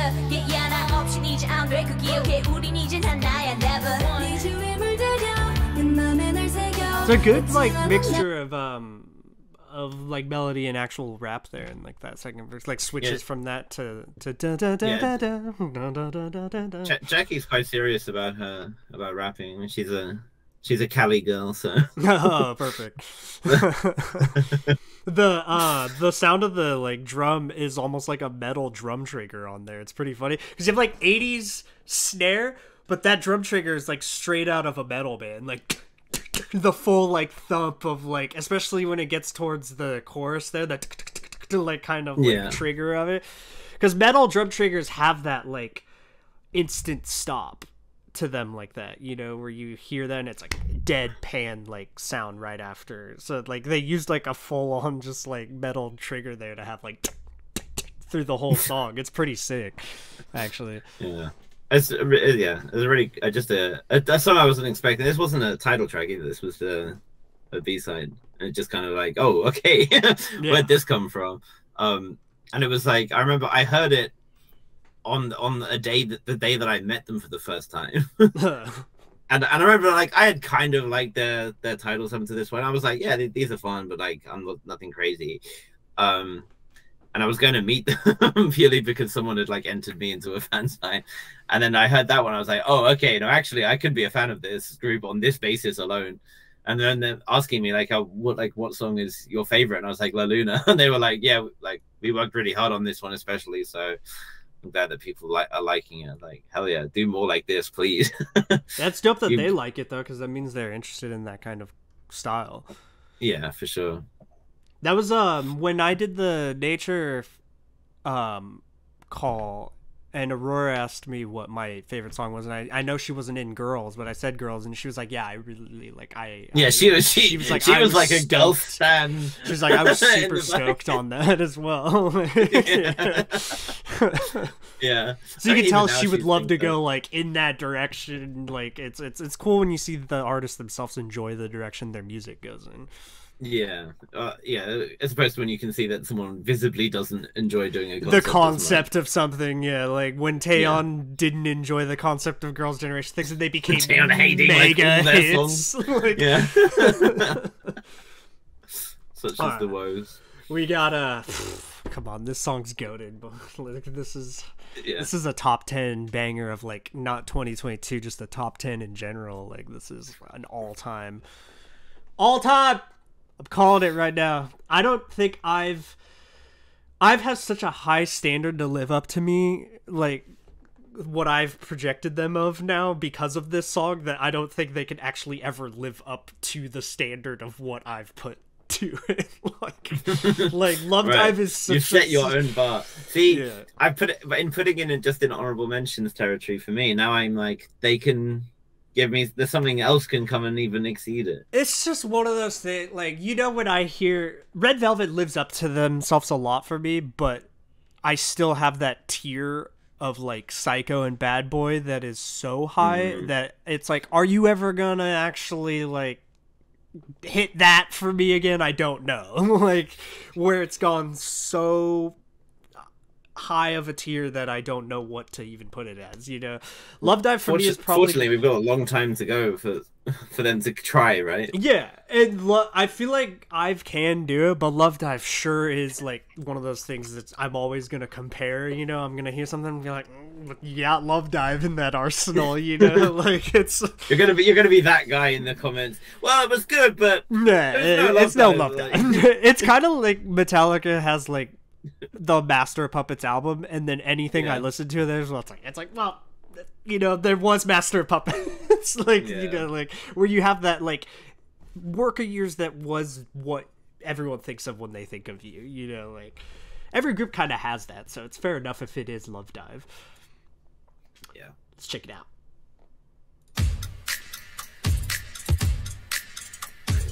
my kids sing the song so much. Yeah, 네가 참 궁금해 건너도 마찬가지 이거면 충분해 적어줬는 이런 놀이 참을 수 없는 이끌림과 호기심 묘한 너와 나 두고 보면 알겠지 It's just so ethereal that it's like unreal. 감추고 있는 거 Yeah, it's so bad, it's good 난 그 맘을 좀 봐야겠어 Narcissistic, my god, I love it 서로를 비춘 밤 아름다운 까만 눈빛도 빠져 깊이 내게로 숨 참고 last step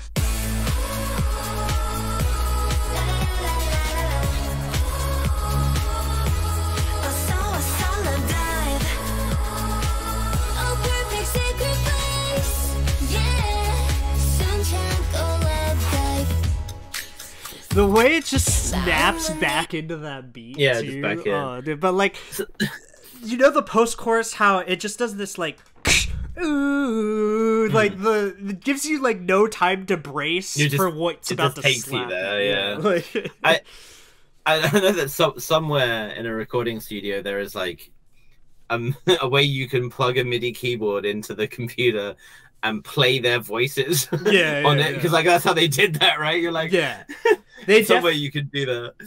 The way they usually do that, like it sounds like Won Young's voice to me doing that part, like a mix of her and all of them, but it's definitely her tonally that cuts through it. Yeah, in the initial you can hear one. her quite clearly. In it, yeah. I feel like they definitely just had her snippet it, and then they morphed and like pieced it all together as a sound because it definitely has effects on it and everything too. But yeah, it's oh my god, it's so perfect. Like the producer who put that part together should always pat themselves on the back because that like makes the song like that. Both elements of those vocals being used like that, it gives kind of a darkness to the song. Like there's something almost unsettling about it. Like, but it does. But it's like but it's beautifully dark. You know what I mean? Like, I don't know how else to describe it. It's unsettling in a way, but it's done in a beautiful way. Like, because it's in a minor key, right? Like it just has that edge to it that makes it like just feel a little bit weird. Yeah, it's I think that's why I like it so written by much, Soji. Composition and arrangement was done by Nick Hahn, with composition by Sophia Brennan and Elle Campbell. So good job, guys. For a minute, I was worried that Ryan Jun did it because he did Afterlight, but he didn't do this one. So it's just all around. I'd say it's like a perfect song. Like the way it's composed, it's so good. It's great. I've said too much about Love Dive. Anyone else wants to like? I mean, way too much I've talked about. Yeah. Well, that was all the. Or no, I'm sorry. Skyscraper. We've got my number one, Skyscraper. That's right, Skyscraper. Yeah. J-pop. J-pop. Yeah. Let's just check it out, and then we can give our like synopsis of it. You can see this is your first time hearing it, so yeah, I've never heard this. Yeah.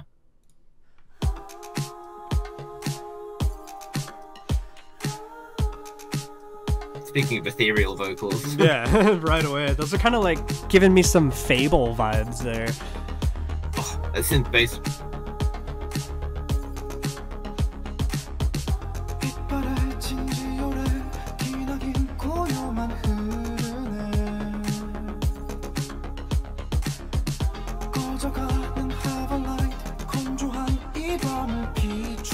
Little guitar in the back.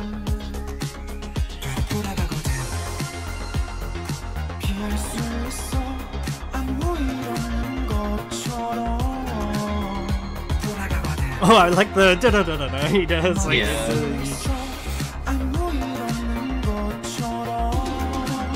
and more 80s drum film.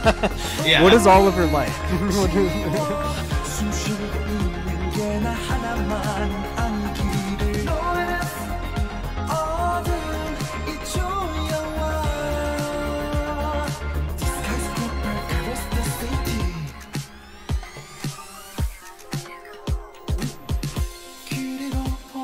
some interesting like MIDI things that went on there yeah, that, before like- it changed. That like that synth pad in the back here, and it changes the vibe of the second verse completely. The I think 4 of your top 10s have the 80s drum fill, and Drum fill? I'm like Yeah. I'm 100% sure that drum fill is in 4 of the top 10s. Listen, when I die, play an 80s drum fill. at Yeah, my you just funeral. want Phil Collins. Phil Collins created a whole generation of drum fills that are forever used.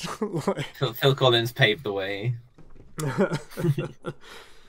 That's actually that wasn't what I expected, because like the image of the album and the name makes me think I'm about to get like a ballad or something, but then it's like just full blown like 80s like synth that comes in right away. It's pretty dope. His voice is really fits that style too. That kind of rich voice. When he like- does like that da da da da da, and then it splashes in that synth, it's really cool. Yeah. Very good stuff. Well, we do now have the Albums. which we're gonna do the same thing, guys. Yeah. We're gonna kind of just like give you taste of them. Yeah. Mine, I don't have 10 albums on here because 8 or 7 of my albums had the songs in my top 10. So I only had 3 that the songs didn't make it in my top 10 songs. Oliver's 10 or 9 albums are separate from his top 10 song list. Wah, wah. First, I have what was my 10th on my album of the year, which was the Idol Never Die, right? I Never Die. I Never Die, right? Yeah. Which this was my favorite song from the album. So I particularly from these just chose my favorite track from the albums to play. Sometimes title tracks and sometimes not. Yeah, this is a B-side. Once upon a time, there was a villain. Who was villain? Yeah. Oh god, just Minnie's voice when it comes in like Yeah. this. Dude, imagine Minnie and Swan on a track together.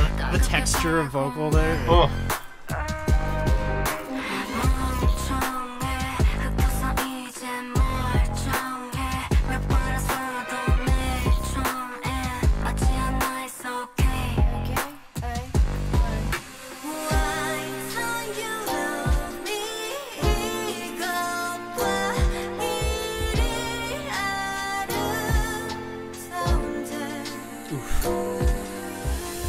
Me, I'm the most talented 4th gen visual. I'm just 3rd gen, I mean, right?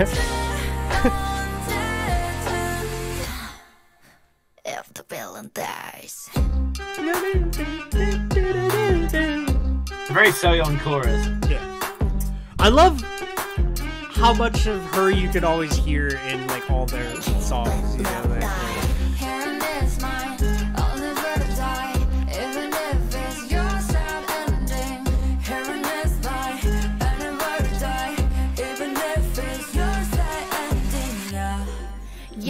Minnie to Oogie vocals is like one of the most unique kind of experiences you can have in K-pop. Like tonally, they're one of those like it's like one of the reasons I love Blackpink so much is like Rose to Jennie, and like that's another thing with Idol when you get that like Minnie to Oogie contrast there. It's so uniquely them. Shuha's voice as well. Like she has a similar kind of tone to Minnie a lot of the time. And yeah, very well. Anyways, that's my favorite from that album. I know Tomboy was a It's a good mega hit and all that stuff, but I feel like this was one of those songs that's like, this is Idol when I like heard like Yeah. Yeah. it throws me back kind of like to the Oh My God kind of release and stuff, you know, when they have those darker like da da da da da da da like voices like that. They can Idol can do a darkness in their music that a lot of other K-pop groups don't pull off. For sure. We've got for you Lee Soo-jung Cosmos.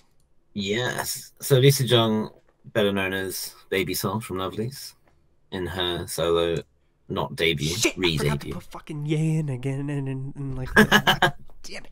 All right, continue. I could have picked this or Walking on the Moon. Is it Walking Through the Moon or Walking on the Moon? feel like Walking on the Moon would make more sense, right? It's Walking Through the Moon though. But that one's the main thing of Walking Through the Moon is that there's like a dope ass guitar solo at the end. But I think Cosmos as a whole song is my favorite song from the album. But this is a really, really solid debut EP. There's not much to say about it. It's just a lot more than I was expecting from her. I think I kind of resigned to the idea of Baby Soul as a more ballady type singer because of what she'd done for OSTs and stuff while working with Lovelyz. For her to come back and explore like way more sounds and think about going into rap like she used to do, as well as like different types of singing and stuff, is just very cool. I'm very excited to see what she does next. All right, let's check it out. 소리 없이 사라진 그날 밤 너의 숨결 with you 반짝이 미소 놓아진 시공간 눈이 감겨 내려 촉촉하게 맘을 적셔 잃어버린 그 도시 Look at that roll. 아무것도 기억나지 않았던 것처럼 Oh heaven heaven 여기 마치 날 위했던 것 Dazzle dazzle 반짝 노래알고 Wow heaven heaven 몸이 날아오른 기분 Now I'm going up high 소리 없이 사라진 그날 밤 너의 숨결 with you I like how forward they brought her vocals right there. Like they actually boosted them. Like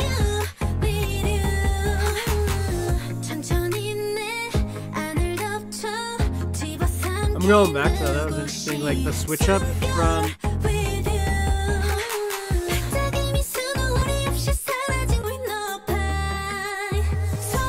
it actually shifts the volume of her voice. That's not something you get all the time when someone actually changes volumes vocally like that. Yeah, and that melody in that vocal line is just so addicting. Yeah, it just stuck with me. I forgot how good this is her the last voice track on the album. was because I hadn't heard like Lovelyz or anything in a while. But yeah, like Lovelyz had such like when you had Ye and such talent in that Ju group and everything in there. All right. Yeah. What a shame. What a shame. Yeah, just a shame. That's but they're releasing banger music on there. Ye-in's music is great as well. People should check out. Yeah. I mean, it's not much. I think it's like 2 songs or 3. 2 songs, I think. 2 songs, yeah.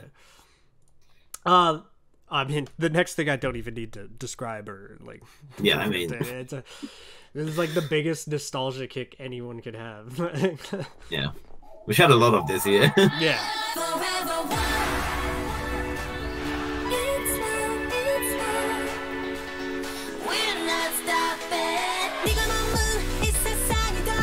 Oh. Taeyeon's always the queen, dude. Yeah.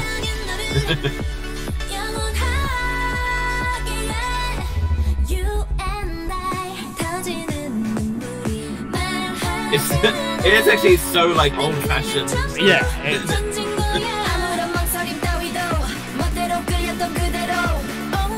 This right here, this change up. Oh.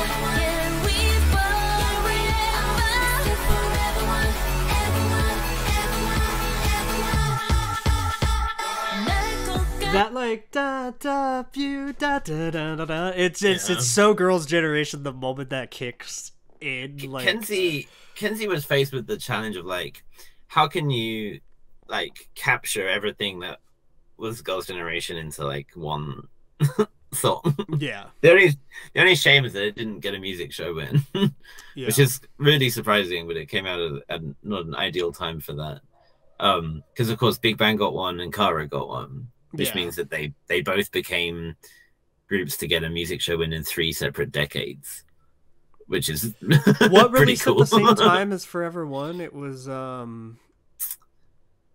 a lot of stuff. I don't Well, remember. did exactly. Ive ruin Girls' Generation? I think they might have done. Love There Dive was there on that like time- a crazy kick for a while there of wins, like 10 or 12 or something like that. I think it was like the same time as like Tomboy could have been out. and like it was like New Jeans and Pink Venom and like yeah. This year did have just like groups that were on crazy win streaks, like between Ive, New Jeans, and Idol alone was a long. Because I remember Ive was taking Big Bang like out and stuff when they were up for Still Life and stuff. I think there was twice as well at the same time. Oh, Talk That Talk. Yeah, it was just It's just Yeah. it's when you're competing with all the most popular groups doing their popular releases at the same time. yeah. And apparently, someone's were like, I don't know how to vote. Oh yeah, they're out of the generation gap of like, Yeah. how do I use this? Yeah. That's pretty funny. It deserved to win. It was a great It would have been nice just a to, like, kind of rival capture again things of that Girls' were done. Generation. Like, Yeah. all right, this song I remember this one. Last Dance You. You can see I still Yeah. have it hearted under my face. Yeah. So, Yuha's too good, honestly. Last Dance. 아우 너무 아파 네가 내 전부였는데 What a melody to start with, right? Yeah, 어떻게 it's 날 두고 떠나는 just 거야. 다시 found a 날 perfect melody for 깨워줄 this. 순 없어. 내게로 deep world 난 네 사랑에 미쳐가 내 모든 걸 가져다 널 사랑하니까 너 아닌 다른 사랑 안 할래. So alright 인간을 위한 mistakes 나질 막힌 네 귀에 속삭여줄게 난 너 하나만을 원해 my bad That like 인간을 위한 mistakes 우리 사랑 다시 가까워지지 않게 영원할 거라 약속해줘 babe I love that like MIDI dive bomb so much. Yeah, the like siren Mm-hmm. screeching sound in the back. Yeah, The sometimes songs like have to like let you get into them, whereas like from the get go, she's That's like, it. "I'm just gonna sell this like right now, right, Yeah, right as is we it- is start." yeah. It's exactly the same as she did with the Bit Tipsy last year. It was just like, oh, here we go, bang. It's Yeah, like, yeah. oh, okay, I'm hooked on You this don't right don't away. cruise into this song or No. whatever. It's like we're here. Like Even we've though this is arrived. more of a this is like a cruisy song, right? No, Like, yeah, but just the but- way it grasps you Yeah, instantly you're with that straight melody, away. it being so Yeah. catchy right from the start. yeah. As a producer, yeah, she knows exactly what she's doing with getting you in with a hook. Yeah, I think because we waited so long for her to release anything like more than just a single, and then this album was just like, oh, okay, you've been working on this for a while, and I can see that you were really taking the time to refine it because Yeah. it slaps. Hopefully she just keeps dropping bangers. Hopefully she still has good time to work on her own music as well, because she's been doing more for other artists as well. Of course, she probably might not be doing stuff for Luna anytime soon again, because she was part of she was part of the team that did Paint the Town. Damn. She's also done stuff Which was a dotted banger. around. Yeah. Yeah. The next one is like the opposite of something that grabs you instantly. The next one is one that like actually the first time I heard it I was like, oh, and then but Ning Ning's A like song that starts with the line, "It's yummy, yummy, Yeah. yummy in my tummy, tummy, But- tummy." Ning Ning fucking brings you in back into this and really sells it with her like classic SM overarching harmony, da da da da da da illusion, as it's like going over the top Yeah. of like Ning Ning Yeah, that's what really that- drives this song home. She The- I fucking mean- sells this like Espa in general, it would be hard for some groups to do Espa songs and make them not really corny and Yeah. just not work. But the way that those upper vocal lines make the songs work. It's not just in this song; it happens a lot. Yeah. Like, yeah. And this is It's hey, because necessary. Winter is my favorite member of aespa. But my God, she tries her hardest in this to take me out of this song right away. but it's overall it's a great song. That's why it ended up here for me, because I thought this whole aespa album as a package has just like from start to finish is great. Especially towards the end when I get Dreams Come True.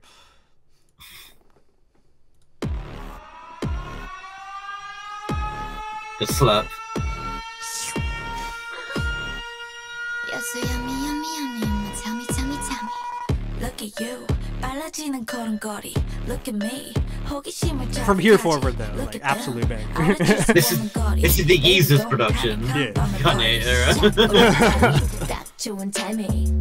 이건 비밀이야, shit. Oh. 핫밤의 party. 널 끌어당김. 어쩌니 내게 뺏겨버리는 shit. 몽롱한 기분이 좋은 tonight. 색다른 세계로 이끌어 light. Follow me, come and get illusion. 한 입에 삼켜 널 delicious. 아찔한 미끼로 hook up. 관심을 먹고 growing up. Follow me, come and get illusion. 몸집을 올려가 delicious. The slur came back right. I do wonder if one of them recorded it or if it's a soundbite. I gotta go to the specific part that's my favorite though. When I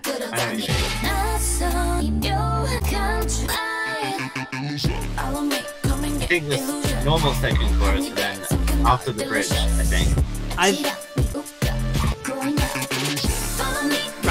Oh, that's it. Like Ning Ning just right there absolutely sells this song. Like the first time I heard this and I was waiting for like that SM moment that you get in songs, I was like, oh okay, like that's because it stops it from being a bit too boring, right? Because the production is so minimalist and like the like if it was just the same repeated chorus without any additional line, it would be like, okay, I've heard it now. No, like she adds so much to the song by doing that. Like there, yeah, like, it's so much so that like it's what I'm looking forward to. Like the whole song, I'm just like, when is that happening? Like, you know, like when am I gonna get that overarching melody through here? Like it really sells the chord, and it is cool because they don't do it the first time, so you don't get tired of it or whatever. Like it comes in that second time and you're like, okay, this is sick. All right, we have Crazy Driver from Present. Yeah, okay. Present. I think Present. If you want an album to listen to as you speed to Pasadena to reluctantly see Red Velvet there again, then this is a good one. I would be like, if Red Velvet shows back up to Pasadena, I will like literally fly a private helicopter to get there on time. By that I mean I will steal a helicopter and fly. This would be a good album to listen to while you steal a helicopter. All right, let's check it out. Oh, it is steal helicopter music.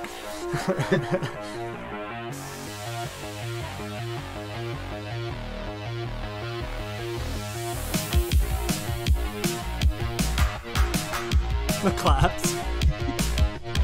Oh, maybe there's another one, but there it is.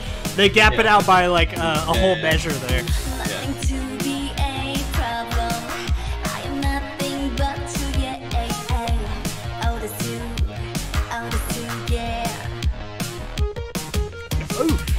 Hell yeah.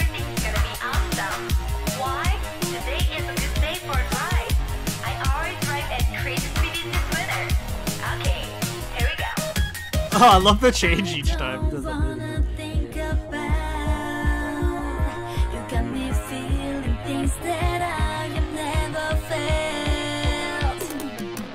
Oh my god, there's an 80s jump roll again.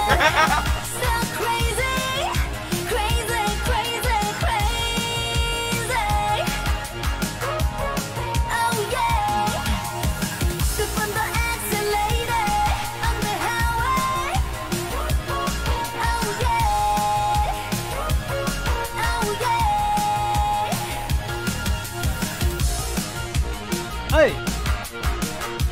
MIDI solo.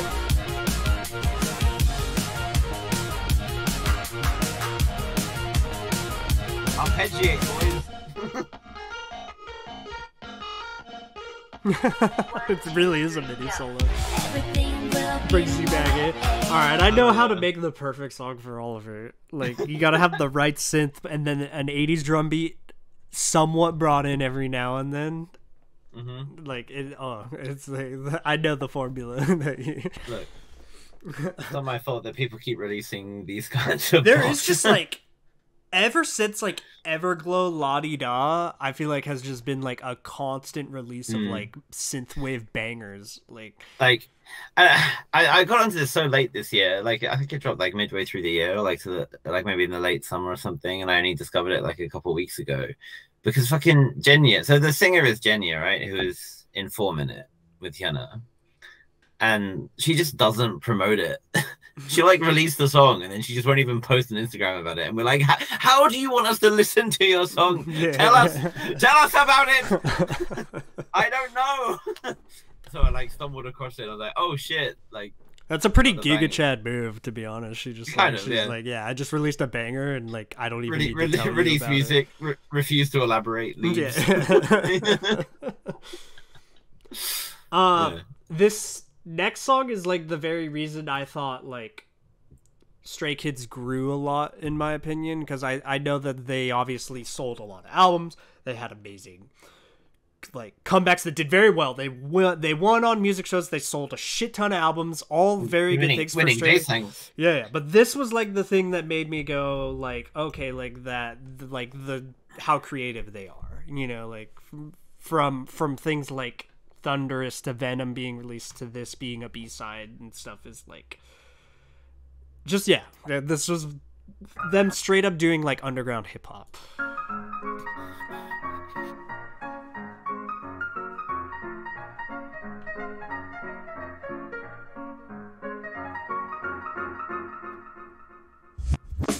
Rain falling on my face and washing off that sweat off, making me cleaner than the dirt on my high top. Suffer from the words you throw at me, but makes me tougher. Energetic youngster like me, let's play in muddy water. Looking back at what you said behind my back doesn't matter, cause I'm a winner, strong believer. 24/7 with the members, scoring goals like a team player. Execute the shadows all around me, call me Demon Slayer. Felix rapping too just has like I what a forget that he does that. 것도 속에 나쁜 척도 난 티를 절대 내지 않아 유치한 건 별로 원망하는 것도 속에 나쁜 척도 다 튀어버린 진을 딛고 앞만 보고 달려가. the sounds of the MIDI are so underground hip hop, like the old school like Binary Star and things like that. Like Breathe in, work it, move in, sit down and listen for once. 우리 going 우리 말은 후회 내리는 빗물 바꿔놓지 세상의 기준 너도 모르게 흠뻑 젖지 탁한 공기 대신 맑은 공기 섭취 물을 잊지 말고 멀리 꺼져 고운 물은 간에 고운 water. This is our flow, just step off the show.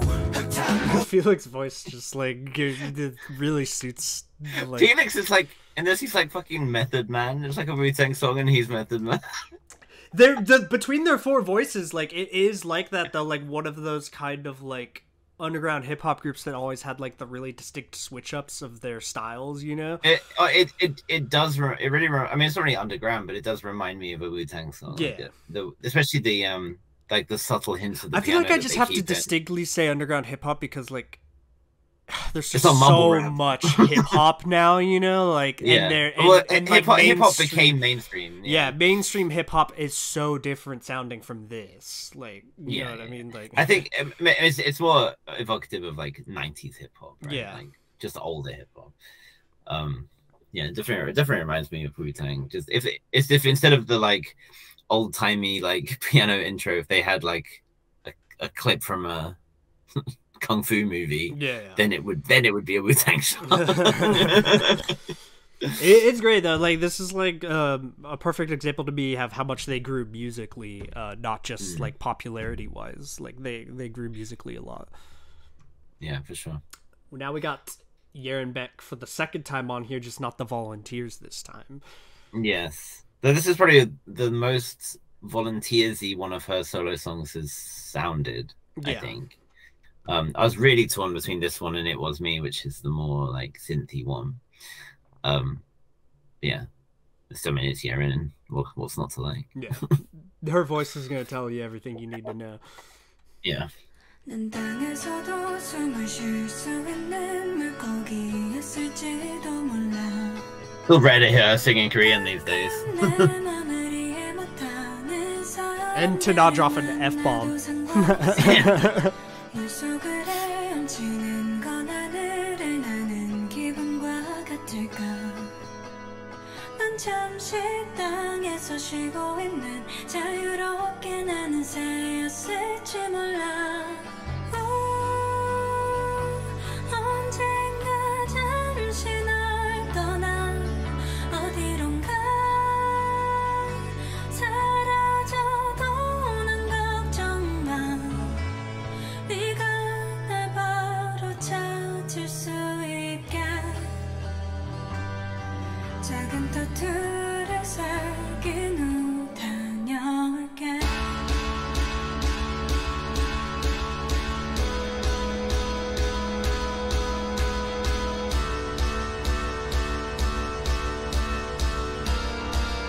It's like almost something you'd get in like the Killers song, kind of from like A little bit.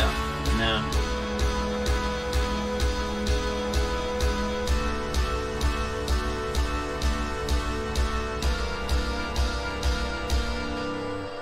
Maybe a bit White Stripesy. Yeah. I mean, yeah. How many times on this channel have we talked about Year and Beck? We need like a board of like it used to be IU was like never with like the first half of the year when we first Like made a the bingo podcast. board. Yeah, it was like, but now Yeah, like just- then Year and Beck, then I've happened, and so it's like. Yeah. The center square is to like comparing something to Metallica. Yeah. Which you managed earlier with the Master of Puppets album reference. I did, yeah. I still brought it up somehow. Yeah, you got it. Out of the two, like the volunteer song is just so good that I gotta say, Yeah. like that, like that definitely takes the cake for me. But yeah, this is still just her voice is just so good. It's like, Yeah. I need another full length from one of them. Yeah. either the band or her. I don't mind either which. one. Yeah. Next year. Next, we got a classic group. We got Epic High. Yeah. Yeah, this album is just so good. It's kind of hard to choose just one song. I think it's kind of torn between this and Champagne. I mean, this one. when we talk about vocals too, having Lehigh. I mean, yeah. Is I think like- that was the thing that sealed the deal. It was like, oh, I can put Lehigh in here. Like, Yeah. all right, you know. I Yeah. always just think of vibrato like instantly when I even see her name, just like I think- perfect vibrato. Whenever you're doing any kind of like personal music, Lehigh is like the perfect vocalist. If for you want anything. something that's gonna make you like cry in a corner, Yeah. you need her voice like instantly brought it. They don't know nothing. They don't know about us. 손에 잡힐 영혼은 없어. 다 가지려 하지 마. 더 가질 게 뭐 있어? We got stars up in the sky. Don't wanna get more 있어? We got it. Yeah. You're living like the rich kids. 앞서가는 놈은 you put them on your hit list. 죽이는 건 너만 해야 살맛이 나니까. 주변에 숨붙은 게 없어, ain't a single witness. 헌 사람들은 헌호처럼 벌었지. Tableau and Death Row are just so dope. 수단 방법 안 가리고 벌만큼 벌었으니. 죄만큼 번 거지. You're flexing for the gram. 얻는 건 그만큼 가벼워. You're laughing to the bank. 그때 뒤통수가 따가워. Yeah, you the fucking man. Till the next one. 얼마 못 간다는 말 뭐 어쨌건. You're living like the rich kids. 뒤처지는 놈은 you put them on your shit list. 죽이는 건 너만 해야 살맛이 나니까. 수십만 개 hearts but they broken and you're breathless. They don't know nothing. They don't know about us. 손에 잡힐 영혼은 없어. 다 가지려 하지 마. 더 가질 게 뭐 I think the slightest bit of auto tune on her voice, but it works well.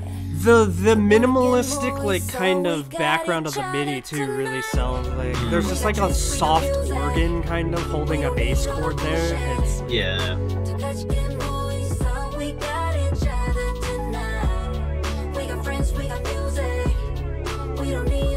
That's almost like something Dr. Dre used to do when he just had such a like small amount of like a bass organ kind of playing in a song, and it would be overlayered by like this.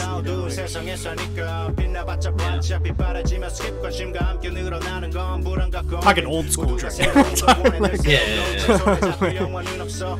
유행은 돌고 돈에 점점 성급한 초침 내 돈에 약착했던 삶의 없던 여유 찾고 보니 알게 됐어 남는 건 부서진 혼 Mithra's kind of like a underrated part of like, Yeah, I think just because Tableau is so public facing, it's like he's the one you think of, right? I will admit, Tableau's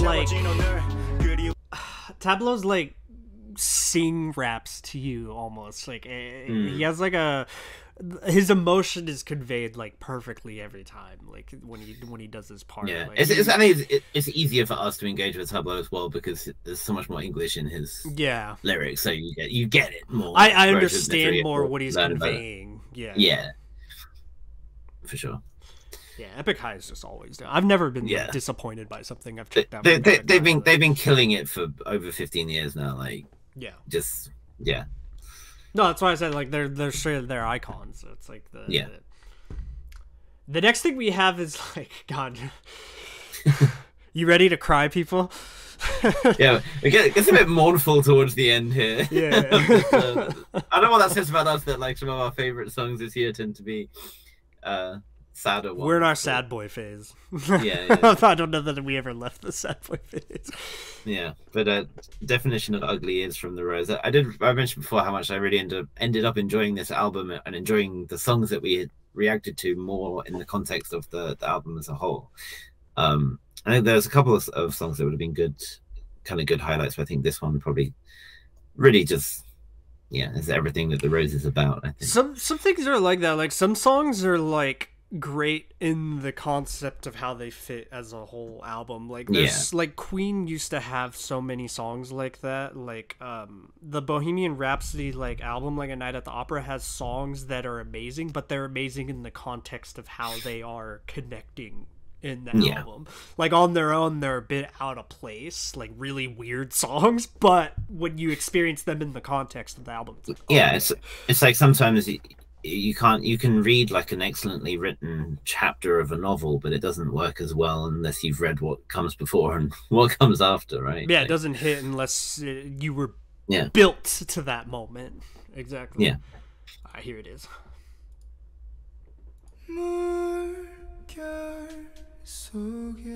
Speaking of instant voices, right? It's ridiculous, the emotion this man can convey. He needs a hug.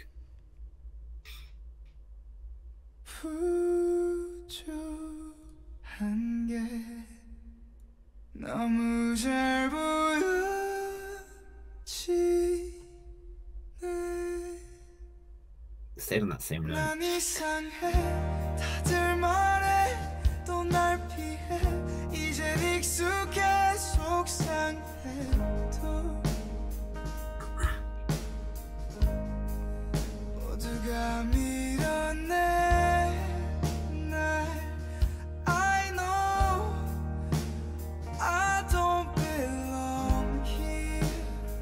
I mean, the first time he sang, he must have known that he couldn't do anything but be a singer. Like, that tone.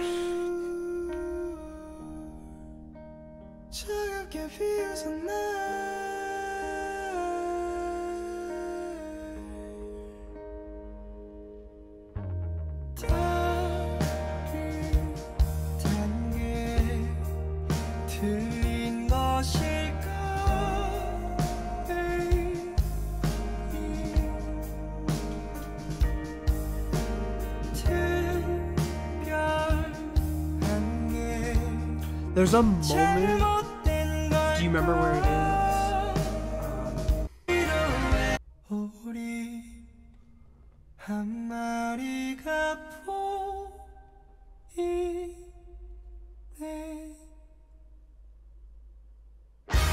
Yeah, Yeah. that shift. Oh.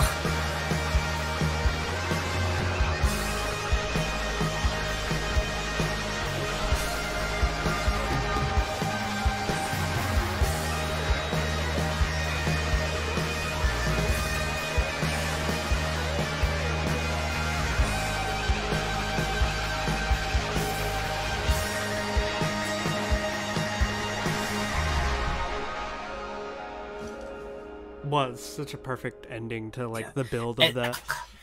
I mean, I've been a sucker for anytime you have a guitarist doing that, like Yeah, really, instantly shifting, and not to Oh. mention he's just like tremolo picking like the whole time too, and then trembling but picking. yeah, but then he like the wah engages just for a little bit to kind of Mhm. like to kind of wash it a little bit. There is like, Yeah. very very tastefully done. Like it's Yeah. It the way that it exploded after like the vocals there, it reminded me of like a lot of like post rock songs. That- would have that been done moment without the is, vocals, like, but such a like Muse Radiohead thing to do, like Mm. that those two bands had so many songs where they would kind of click you into an instant moment like that, you know, where it, like that they kind of created that like alternative rock version of doing that, because it's not like that didn't happen in older rock music or anything, but Yeah. that particular style of like tremolo picking the whole thing like that and stuff was but it's done perfectly, because his voice a cappella before that really puts you like in a mood and then just clicks you. yeah. He like pulls you along, like you're just there like waiting, because he is so much like each note he says is like with one breath. It's like Yeah. and you're just there like waiting with him almost, and then you're like, oh, okay, I'm going to a sonic dimension now, I guess. He has a voice that just works perfectly on its own as like an element, so it's why that part's so effective. We have a good stuff. genius on Yeah. the next. We got Chen Yuk, a mad You genius. sound good. Yes. I can't think of anything except that interview with me on it's just Yeah, I mean, yeah, we said we talked about this already, but we weren't sure like what kind of style he would do, given how like varied Akmu's music has been.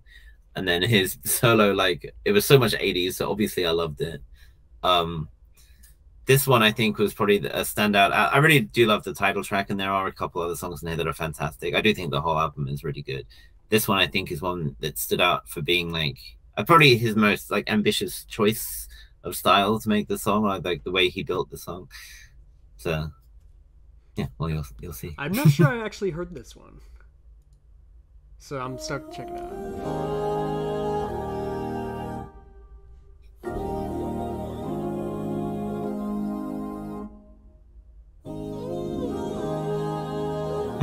We're back to Kanye.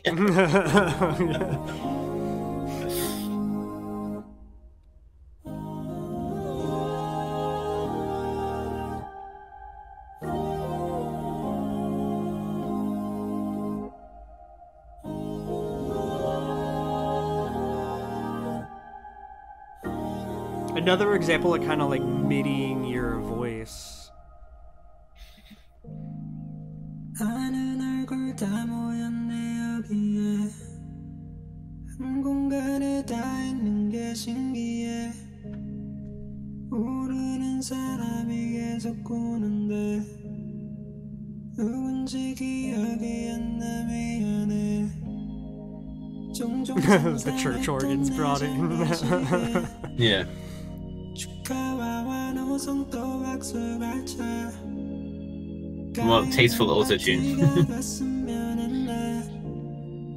왜냐면 난 천국에 있기 때문에 오자마자 내 몸집에 서너배 커다란 사자와 친구를 먹었네 땅 위에 단어들은 표현 못해 사진을 못 보내는 게 아쉽네 모두 여기서 다시 볼 거라는 확신이 있네 Gotta harmonize with yourself. Yeah.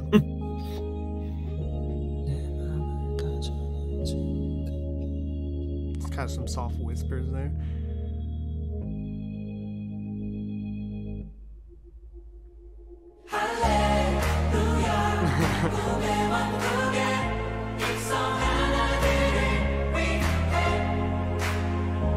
Had to happen. Yeah.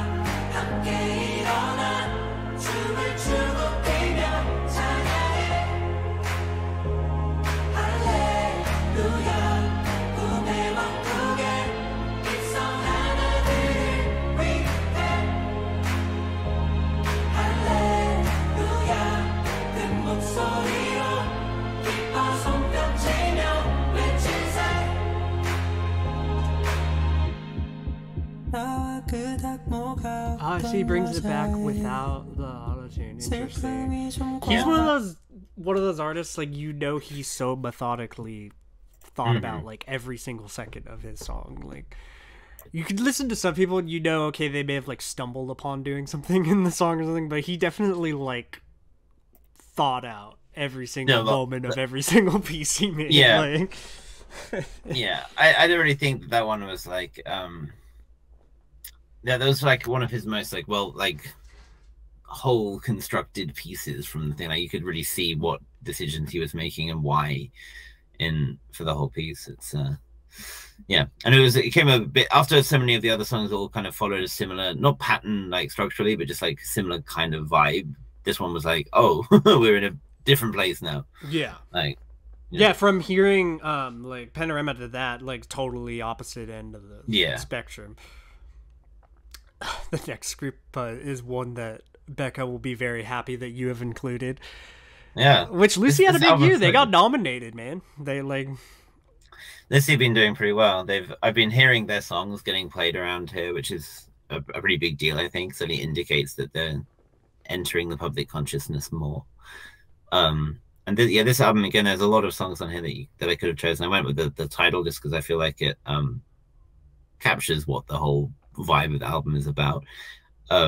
It's less driven by the violin than some of the other songs, some of the older songs. Well, I was gonna say they get away with doing something that normally is seen as like a gimmick. Yeah. Without being gimmicky, like because the violinist in their group is really good at not like overdoing it for you or anything. Yeah, like, yeah. It's very and even when it is the centerpiece, it's still done very well. Like, it always fits. It doesn't feel like it's forced. Because it's not like you've formed a band with your mates and one of them plays violin. Yeah, like, exactly. We got to get Jim on the violin to do his bit now in the song, like regardless of how well it fits, you know. Because violin's an instrument that like kind of overtakes everything. Yeah, it's got to be like the lead, right? Like, but you don't lose their bassist and guitarist in the music because of their violin. It's very interesting how they kind of pull it off. Yeah, I think the mix of the vocals in this is distinct. We have these really, really soft vocals in the verses, and then you have the lead singer or main vocalist, whatever, coming through in the chorus with like his really distinctive tone. Yeah, like the way it changes things up makes a big impact. Play.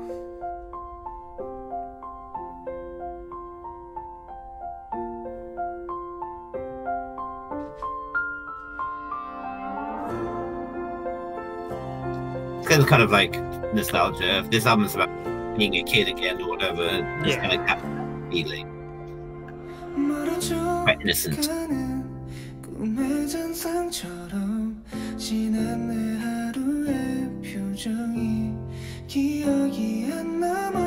I remember this song now. That melody line instantly.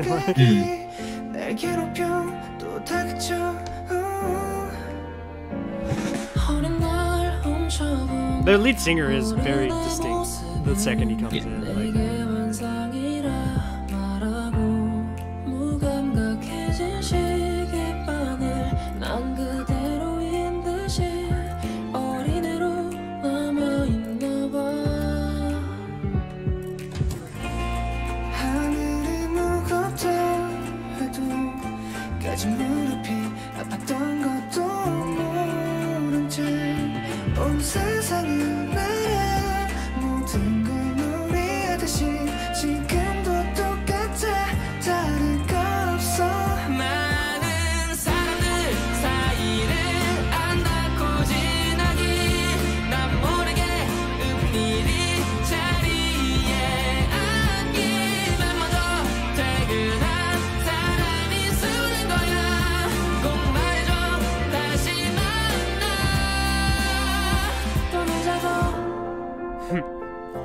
great chorus. They that is like one of their, I would say like one of the songs for the first time like out of a lot of their catalog of their music that like has that melody quality to it where it could be like very mainstream. You know what I mean? Like sometimes they release stuff where like I feel like you have to be really into bands to like it or something. Where that like for that sure. has a melody that fans of like different genres can enjoy. You know what I mean?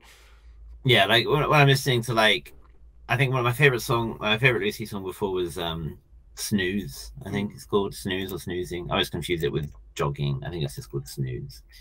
I'm always like, you gotta listen to this song and then like appreciate the build up, and at like 4 minutes there's an alarm clock and then it turns into this brilliant violin outro, and I'm like, yeah that's kind of hard to sell to the public consciousness, you know. But this kind of, I think this is just like, in my opinion, like a perfect like pop band chorus. Like this is how you build up to and do a chorus for a band like this. It's their most tastefully done song, I would say. Like keeping a bit of like a pop element but not losing the band element of your group and stuff. Like I think certainly when you listen to this whole album, it's a long album. I think it's like 20 songs or something. That's when Becca first shared it, and I was like, how much music they release? Like like their whole, that's like a whole catalog for like like it's but you were saying that the none of the songs were like just thrown in there. You felt like 15 songs. Okay. But it all feels like they belong. It doesn't feel like anything is really filler. And you can get a lot of like good value out of a lot of it, and it definitely allows them to have more creative, more ambitious songs, as well as more like simple and more pop oriented songs. I think they release even like one more song of this kind of like vein, they'll get just even bigger, like a lot. And they're of course on the same label with Billy, who I feel like are in a similar kind of spot almost, in that they kind of have the experimental side, and then they need like something a little more mainstream, a pop song to be their mainstream song, and then like they're very much on the, I feel like both of them are very much on the brink of becoming like very popular, for sure. Now we got, I think okay for this one I think we should swap it and play Stardust last. Oh, you want to swap them? All right. Yeah. Otherwise the vibe switch would be too much. I included this even though I already had Seulgi on here. Seulgi's album was my number 2 pick of album of the year, next to Young Love from STAYC. It could almost be number 1 for me, just because Seulgi's voice was like just, my god, dude. Seulgi's voice is just that good. Hey, and then to have having an album that had like a lot of like each song I enjoyed, you know, but this was like right there. 28 Reasons was my favorite because of the concept and kind of the ending SM line she has in it, but this was like right there for me, so I had to include it. This was like my other one. It was this one and Crown. I enjoyed as well. This one was like, oh, when I first heard this, I was like, oh, damn, okay, this is what we've got. The song she wrote herself, which I believe is called, like, You Better Run or something like that. You better run. Yeah, you instantly think of that. But, yeah, they were all great, but this was, right there with 28 Reasons for me. Los Angeles. It's Dead Man Running. Dead Man Running. Dead Man Running. That's right. Dun, dun, dun, dun, dun, dun. You Better Run was actually on the Girls' Generation. Yeah. I just thought of that. Right. I understand. Maybe it helps that I could actually drive around Los Angeles while listening to this, too. That probably is a benefit. I can get the subway in Korea. Yeah.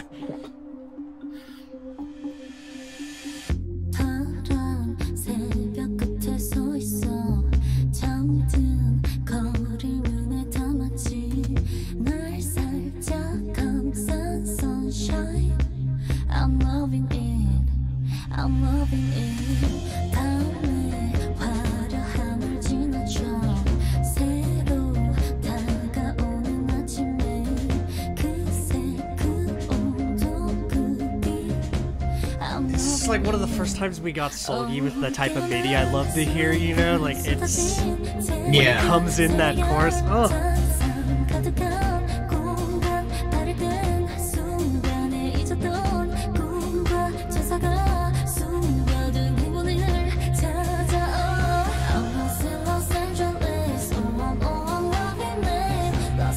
It still feels like we're building to something, Yeah. right? Like a clock wash.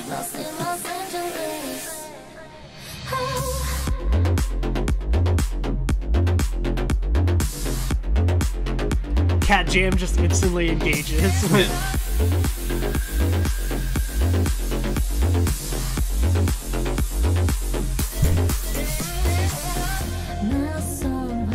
Oh yeah. I remember because I was listening to the whole album together, and I was listening to this song, and I was really enjoying it, and then that happened, I was like, oh, shit.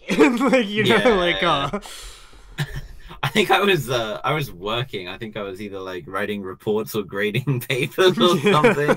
And I'm there. I'm just like, oh, this is nice. I'm lost in Los Angeles. Yeah. And Yeah. I'm like, oh, where am I? Mom, I'm scared.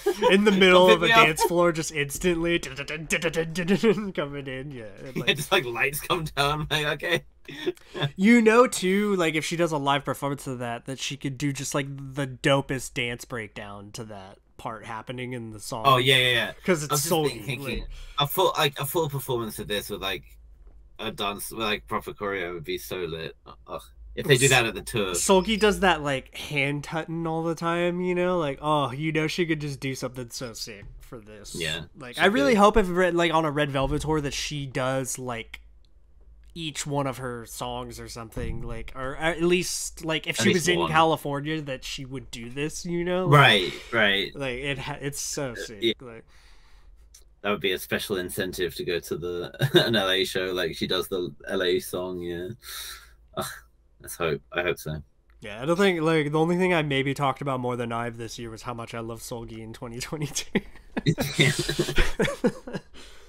For the last one, you want me to play the whole piece? The Stardust Yunha? This needs to be appreciated as a whole. I said it like kind of gets me the same way that My C got us, which I think was like what we closed the last list out with, right? Last year was closed out with. Well, no, it wasn't. That was what we did the IU episode with. When we did with IU's yeah. deep dive, and we played all our favorites Yeah. from her. Yeah. Yeah. This is just this. Yeah, hearing this song was like a life-changing experience. It's kind of a cheat because it actually came out last year, but the album came out. It's a repackage, which but came out but this it's year. like she's doing like an all kill with her repackage or whatever. Yeah, the Event Horizon was like the single of the repackage, and that ended up having multiple perfect all kills. It was now like the best charting song on Melon by a female this year. Which is Got crazy her when a you consider the triple stuff crown on that came out. Inkigo. Yeah, she picked up her first win in 15 years with it. But I mean, she's an icon, and like she, it's like the fact that she's had such success with a later album and stuff after having been around for so long. I mean, it's her sixth full length album. That shows hopefully she's just getting better and better, and she's refining her craft even more. I just And want then, yeah, even a this song's little just- bit of it to sprinkle the Chase Hole and signature, just like a little bit of that fairy dust to drop down, and I would like that too. yeah. All right, let's check it out. 무슨 이유로 태어나 어디서부터 왔는지 오랜 시간을 돌아와 널 만나게 됐어 의도치 않은 사고와 우연했던 먼지 덩어린 별의 조각이 되어서 여기 온 거겠지 던질수록 커지는 질문에 대답해야 해 돌아갈 수 있다 해도 사랑해버린 모든 건 이별에 살아 숨을 쉬어 난 떠날 수 없어 태어난 것이 아니어도 고르지 마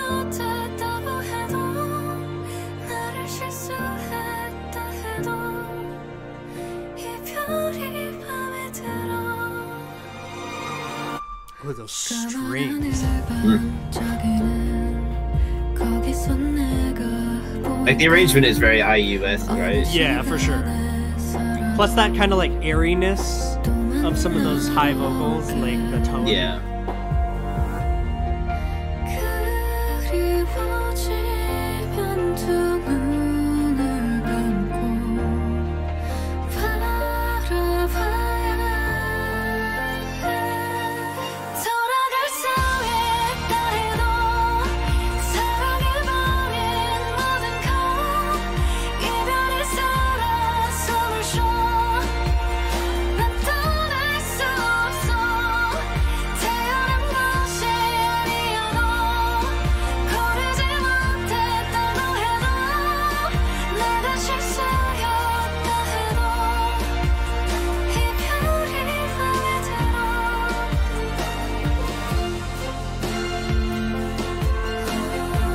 The strings are so epic. Yeah.